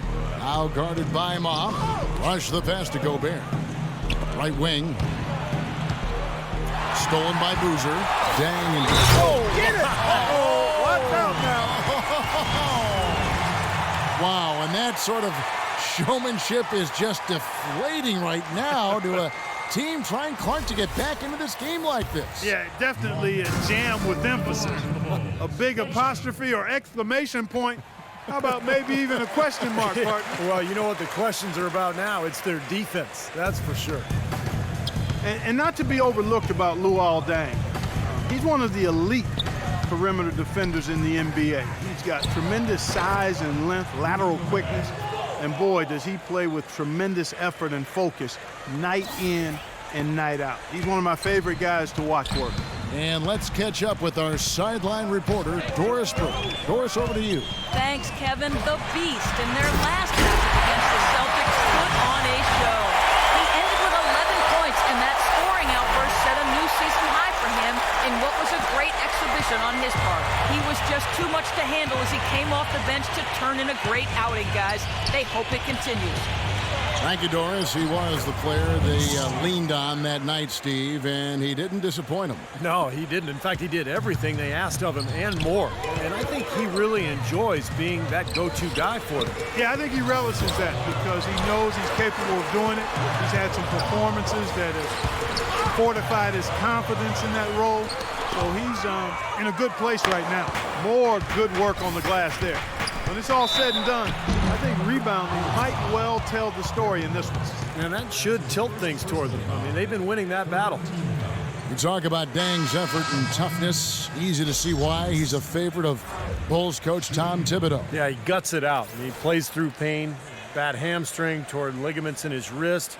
Remember last year in the playoffs, he had the issue with the spinal tap. Just such a tough player and perfect fit for the Bulls. Lucas is checked in for the Jazz. That's good from the Beast. While never a lock for the playoffs, the Jazz were in the driver's seat for a playoff spot up until the All-Star break last season. However, after the second half kicked up again, they just couldn't beat the teams they needed to and lost a lot of ground, letting the Lakers back in the hunt. He shot the ball exceptionally well as they've built this lead for themselves here. Jazz trail by 4. High post Biedrins. Down low. Here's the Beast. No luck. And Chicago will go the other way with the ball. Of course, the Lakers would eventually pass them up during the final days to snag a playoff spot. But, Steve, as you said, it was just a poor run of games for the Jazz right after the All-Star break that did them in. Well, it would have been nice for this young core to gain some valuable playoff experience, but they did pick up a couple of first-round draft picks. They continue to add talent to this deep roster, and I would think it's just a matter of time before they're back in the playoffs again. Boy, I tell you, the Bulls showed how resilient they could be without Derrick Rose last season. They played competitive basketball, but up against the Western Conference, they just didn't quite have the same punch. Got beat up pretty good out west. And the Jazz making a change here. Cantor's checked in. And back to the Bulls against the West. Not sure what exactly their shortcomings were, but in the end, Steve, they were only able to win 11 games out of the 30 they played out of conference. You know, the Bulls were a team that could win games on grit and toughness, but the West was a lot more talented last year than the East. And so some nights Chicago just kind of ran into reality, and they didn't have enough talent to deal with some of those Western teams. It's been a real difficult game for him offensively, and it's cost him. Butler goes in. Good. And it's an 8-point Bulls lead. These defenders are not putting up much of a fight on the interior. It's been embarrassing. That's 10 consecutive points allowed in the lane. And that's not the kind of streak you want to have if you're playing defense. That's good. It was a slow start for him, but he started to take off since we hit the second quarter, guys. Rose dishes to Butler. Right side, Dang. Outside, Rose. He feeds it to Butler. Ball's knocked loose, and it's going to be out of bounds. The Bulls will retain possession. Well, look here at last year in the NBA, where the Jazz ranked 5th in blocks, 7th in steals, and they were top 10 in three-point shooting. That's a huge part of their offensive attack. And I think the thing that jumps out at me is the blocks per game. It just shows how well coached they were defensively. Great rotations. They closed out, and they forced their opponents into tough situations at the hoop. That's how they were able to block so many shots. Last outing for Utah, it was a loss to the Celtics in Boston. Yeah, I thought their defense in that game was about as shaky as it could be. At home, that kind of defense isn't going to cut it. Never mind if you're on the road. They really looked tired to me, and I don't know if they had travel issues or if they were out too late, but something was amiss because they had no energy. Well, the latest weight loss story for a big man is Enes Kanter. After his rookie season, he decided it would be best to slim down and add some speed to his game. And the word is he shed almost 50 pounds before the start of last year. Penley, and it's Chicago scoring again. Great interplay there between those two teammates. Jazz trail by 8. Here's the Beast. 11 points in the game, and he gets it to go. Evans has got 6 here in this quarter. You talk about the weight loss for Kanter, even slimming down 50 pounds. Clarkie still comes in over 240 pounds. Yeah, that's a lot of LBs, but it's packed differently now, and he's got a huge frame for such a young player. Physically imposing, dislocated his shoulder late last season and underwent surgery, so we'll see how the rehab goes with that. But, you know, I think he's built to bang and to last and to have an impact. Well, his scoring this quarter has been off the charts, and the complexion of the game as a result may change. Chicago leading by 4. Rose kicks to Butt. For 3, Dunleavy. It's good. This time the assist from Rose. Rose has got assist number 8 here in this one already. Evans, a screen on Rose. And that does it for the first half of play. It's the Bulls up 7. And now let's catch up with Doris Burke, who's standing by on the sideline. Doris? Hey, Kevin, with Derrick Rose. Derrick, how does it feel to get back out there on the basketball floor here for the new season ahead? It feels good, man, especially playing with my teammates. We have new teammates. We're just trying to come out here and just play hard and compete. Now, presented by Sprint.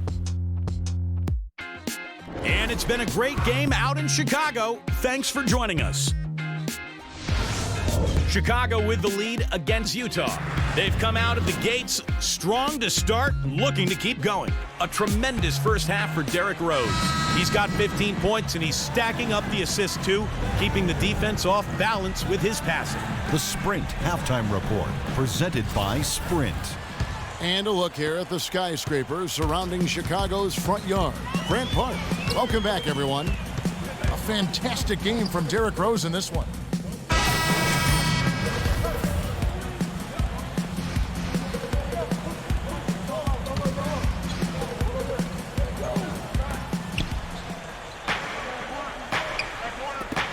Rush the pass to the Beast.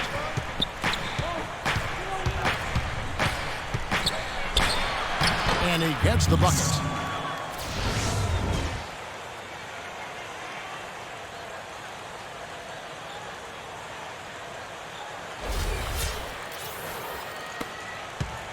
Chicago leading by 7.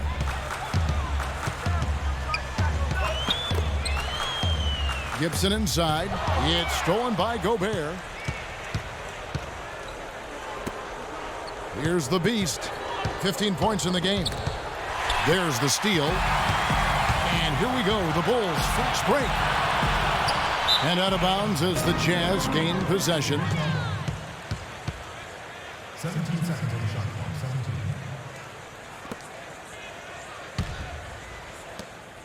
Jazz trail by 7. Lucas the pass to the Beast. And that one's good. The Beast's got 17 now. I don't know what's happening to their defense. I mean, they don't have any effort, any purpose.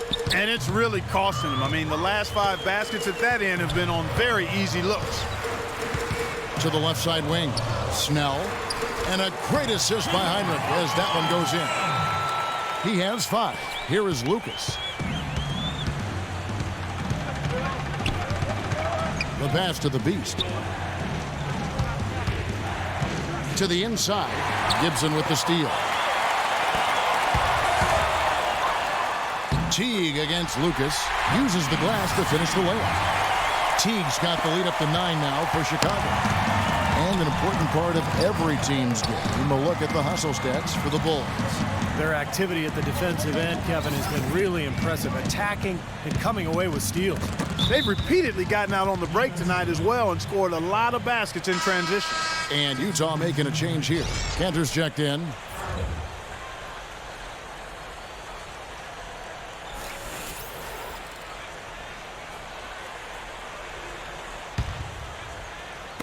Bulls on D. They lead by their biggest margin of the game, 9. Here's the screen. Outside Jefferson. Just 5 on the clock. Off target with his 3. He's got to contribute. He's got to produce if his team's going to get back in it in this quarter. Heinrich from outside. Kept alive. Shot's good by Gibson. And it's an 11-point Bulls lead. He got a great read of where that miss was going, and that allowed him to be the first guy to it and get the putback. Favors with a screen on Heinrich. There's 57 seconds left in the third. Kicks it to Lucas. He dishes it to Favors. Shot from 12. And Gibson sends it back. Now Heinrich. Teague kicks to Dunleavy. That's good, and so Teague with the assist. They got on this roll a while ago, and they just haven't looked back. Clark, some tough offensive sets. They want to turn it around. Yeah, they need a basket just to regain some momentum here, Kevin. Pass to the Beast to stop the run, and good. Got the friendly bounce off the right side of the rim. The Beast's got 19 points. Outside Teague.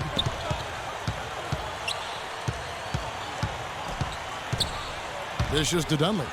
Out to the right wing. Heinrich. The feed to Dunleavy. Heinrich inside the three-point line. Off target from the wing. Boy, that's a warm-up jumper there. I mean, when you're a pro, you can't make excuses for missing that one. Well, through 3 quarters of play, down double digits, it may be difficult to overcome. Coming up next Monday night, November 11th, Ty Lawson and the Denver Nuggets. And let's quickly have a look at the State Farm assist of the game, which came, Steve, from kind of an unlikely source here. Yeah, it's the big fella here doing his best impression of a point guard, serving up a brilliant feed here. That's gorgeous.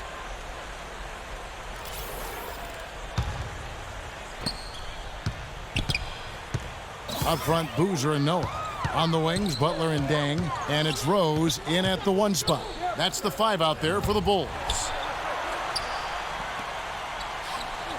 Throws it up high and finished off by Noah. Phenomenal alley-oop slam right there, guys. They're taking advantage, Clark, of a team that looks lost out there. Yeah, this is threatening to get kind of ugly out here. Jazz trail by 14. Favors with a screen on Rose. Here's the Beast. Loses his man off the screen and lays it up and in. The Beast's got 21. How huge has he been, giving his team the lift? Without his work offensively, Steve, I don't know where they'd be. Shooting at great efficiency, I don't think they'd have a chance without him. There's the dish to Noah. He kicks it to Boozer. Count that one. And the Bulls lead by 14. Well, we've seen that more than a few times. An easy bucket in the lane. Yeah, the interior defense simply has been lifeless. Favors with a screen on Rose.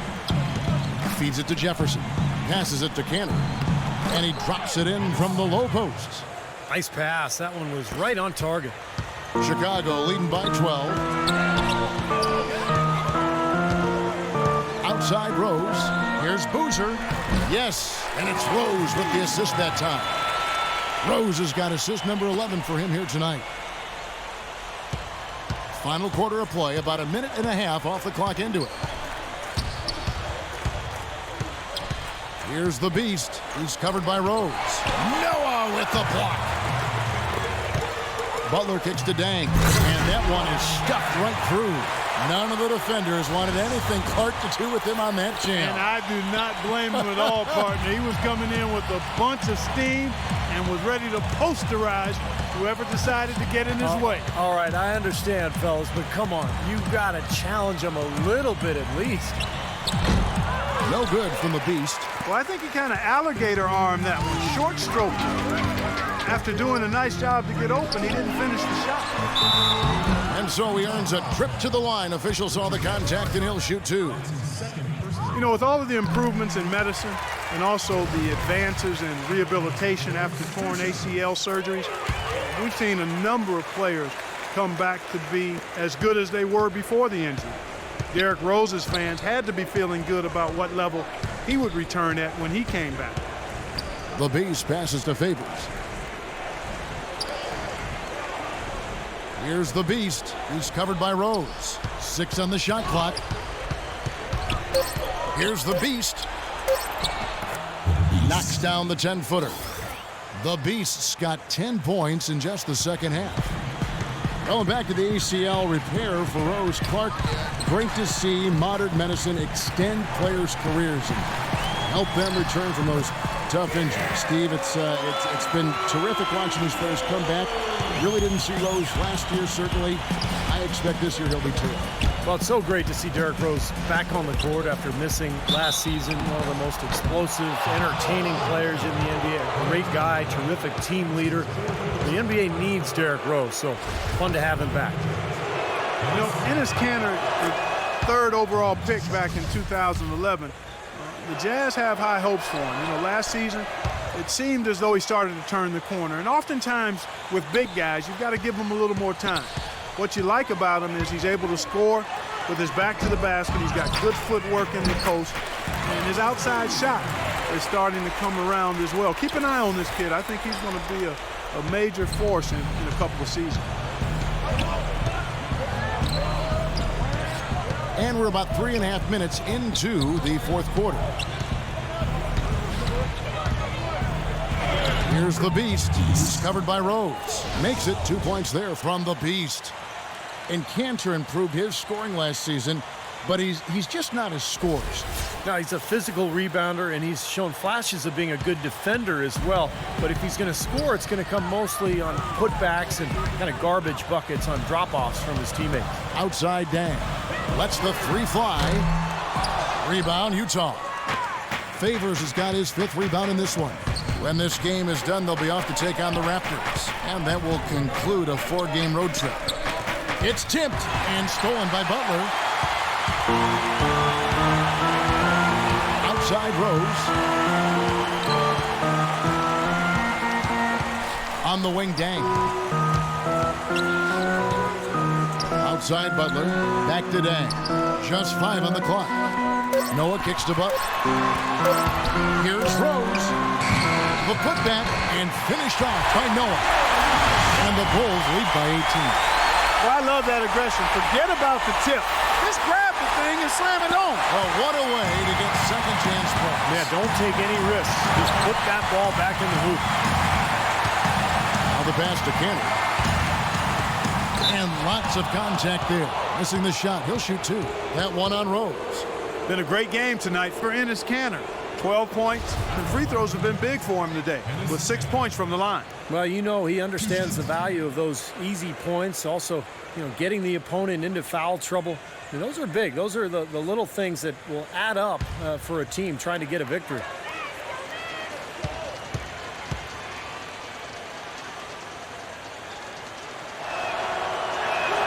That's good from Cantor. You know, Utah usually matches up well with Eastern Conference teams because style of play is similar. Both Eastern Conference and the Jazz like to play a grinded-out physical game, and Utah has the bigs and the defensive mentality to thrive in a slower-paced game, and that's why they went 17-13 against the Eastern Conference. On back to the Jazz against the East. Did what they needed to do against the conference as a whole, winning more than they lost, but they also, Steve, had some key setbacks. And the big one that I can remember was last year. They had that 4-game road trip to the East Coast. They went 0-4, and that was when they saw their grasp on a playoff spot start to slip away. The Beast passes to Cantor. Chicago grabs the miss. And the rebounding numbers don't actually tell the whole story. Is a quick bucket. Pretty good in transition. That's right. That's exactly right. He loves when he gets the chance to get out and run. That's when he's at his best. That Kia Slam Cam replay really gave you a good look at the action. The Beast passes to Cantor. That drops. He is setting this place on fire, fellas. His shooting has been off the charts. The Bulls leading by 18. Butler dishes to Dang. Pass to Rose. He feeds it to Noah. Good ball movement here by the Bulls. No coverage that time. And it's 7 points for Butler. They've stepped up their three-point shooting game in the second half. They're letting it fly out there with reckless abandon. Now they're feeling confident, and they're in a good flow offensively, so why not just keep firing from out there? Good. 27 points for the Beast. Tell you what, he's enjoyed a very good day shooting the ball so far. He can bring them right back into this. Kicks it to Dang. Fires the three. Yes, and it's Rose with the assist that time. This guy will really make you pay if you leave him enough room outside. There's the pick. Here's the Beast. He's covered by Rose. Offensive rebound. And that one's good by Favors. He's been a different guy in the second half, guys. His shooting percentage far better than it was before the break. And here's Rose. And he commits the intentional foul. I have no idea why he was fouling there. And even the foul, I mean, you can't be wrapping guys up like that. I mean, it just doesn't make any sense. That's a meaningless play. Evans, he's checked in for Enes Kanter. And here's what the Chicago Bulls schedule is looking like. Following this one, they get to host the Cavaliers. And that game is the second of 2 straight at home. Enes Kanter's checked in for Jeremy Evans.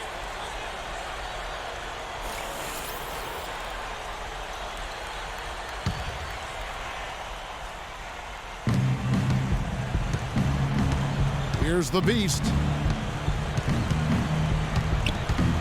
He dishes it to Burks. Pass to Kanter. Solid play in the low block, and that one's good. He's really stepped it up this quarter. Looks like he's determined to get them out of this hole all by himself. Rose kicks to Boozer. Dishes to Butler. Into Noah. Nice pass. Led him to the rack perfectly for the layup. Noah's got 8 here in the quarter. Well, after all those struggles in the first half, he has really picked it up here in the second. Here's the Beast. Kanter, and a foul on the shot. He'll go to the stripe for 2. Well, when you come in as a rookie at 6'11", 270, and you're in good shape, there's no doubt that you're going to be able to compete physically at this level, and that's the case with Kanter. Now it's just a matter of gaining experience. And Steve, he's put that size and strength to use right from the word go. A voracious offensive rebound with the knack to finish around the rim. I'd love to see them impose their will a little bit more on the backboard. Usually that's a great way to take control of a game. Well, they haven't been able to do that yet, but it's something they're certainly capable of. That was some skill there. Nice use of the bounce pass. Jazz have gotten exactly 2/3 of their shots to find the bottom of the net here in the fourth, 8 of 12. The Beast passes to Cannon. Here's the Beast, covered by Noah. Here's the Beast, drilled from 6 feet. The Beast's got 29 in the game. What a quarter for him at the offensive end. He's ignored the scoreboard and continued to go out there and do his thing. Outside Rose. Back to Dang. Outside Butler. Nice spin off the left rim and in. Butler's got 5 points now in the quarter. They've had assists now on their last 3 baskets. And it's not just their passing, but their cutting, their movement together as a unit that's led to that. Outside Jefferson. It's stolen by Dang. Poke loose. Cantor with it. Butler covering. A second chance effort. And 3 chances on that possession, but they just couldn't find a way to score. Rose kicks to Butler.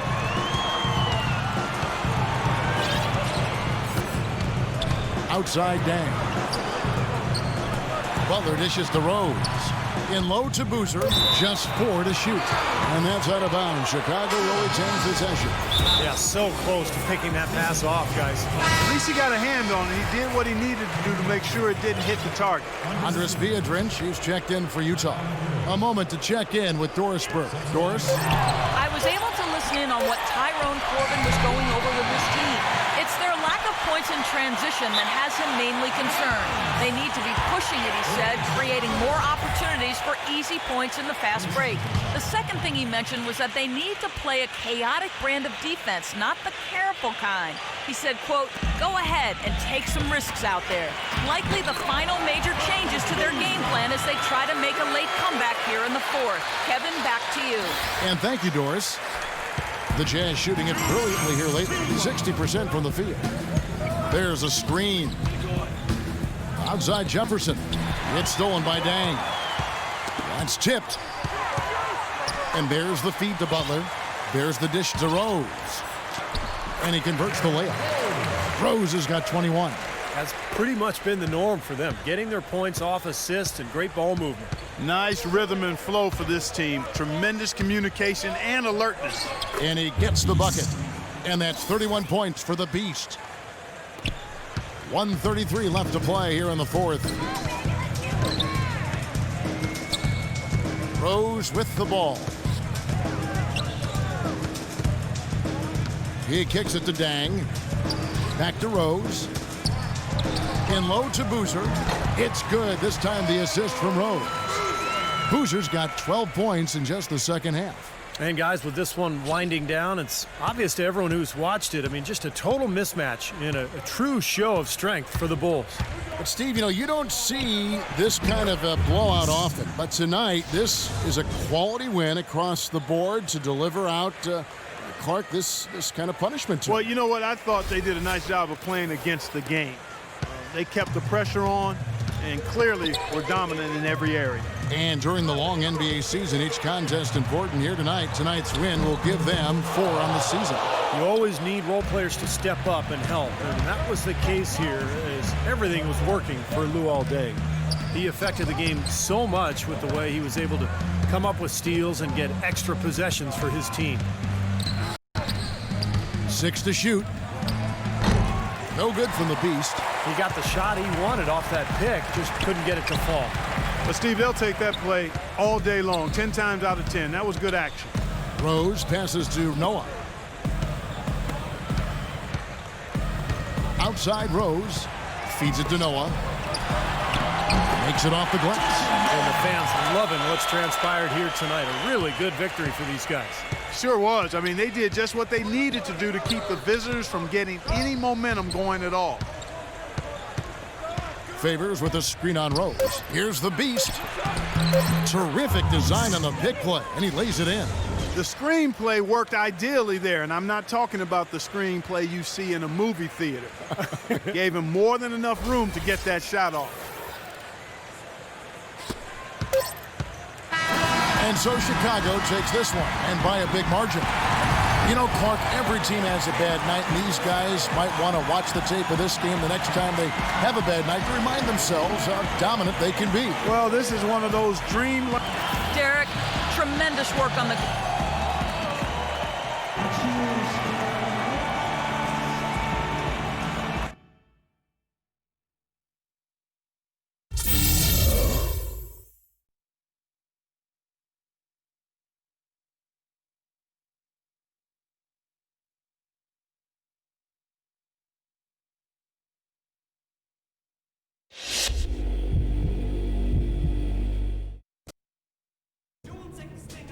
Hey, man.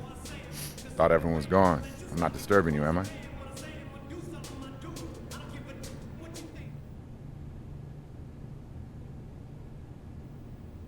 You mind if I join you?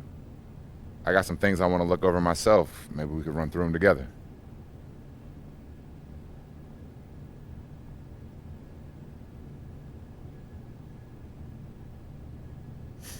Thanks, man.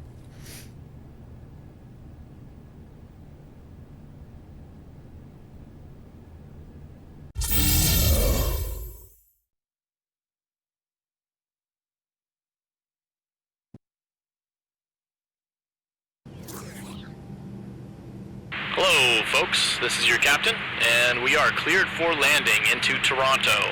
Thank you for flying with us.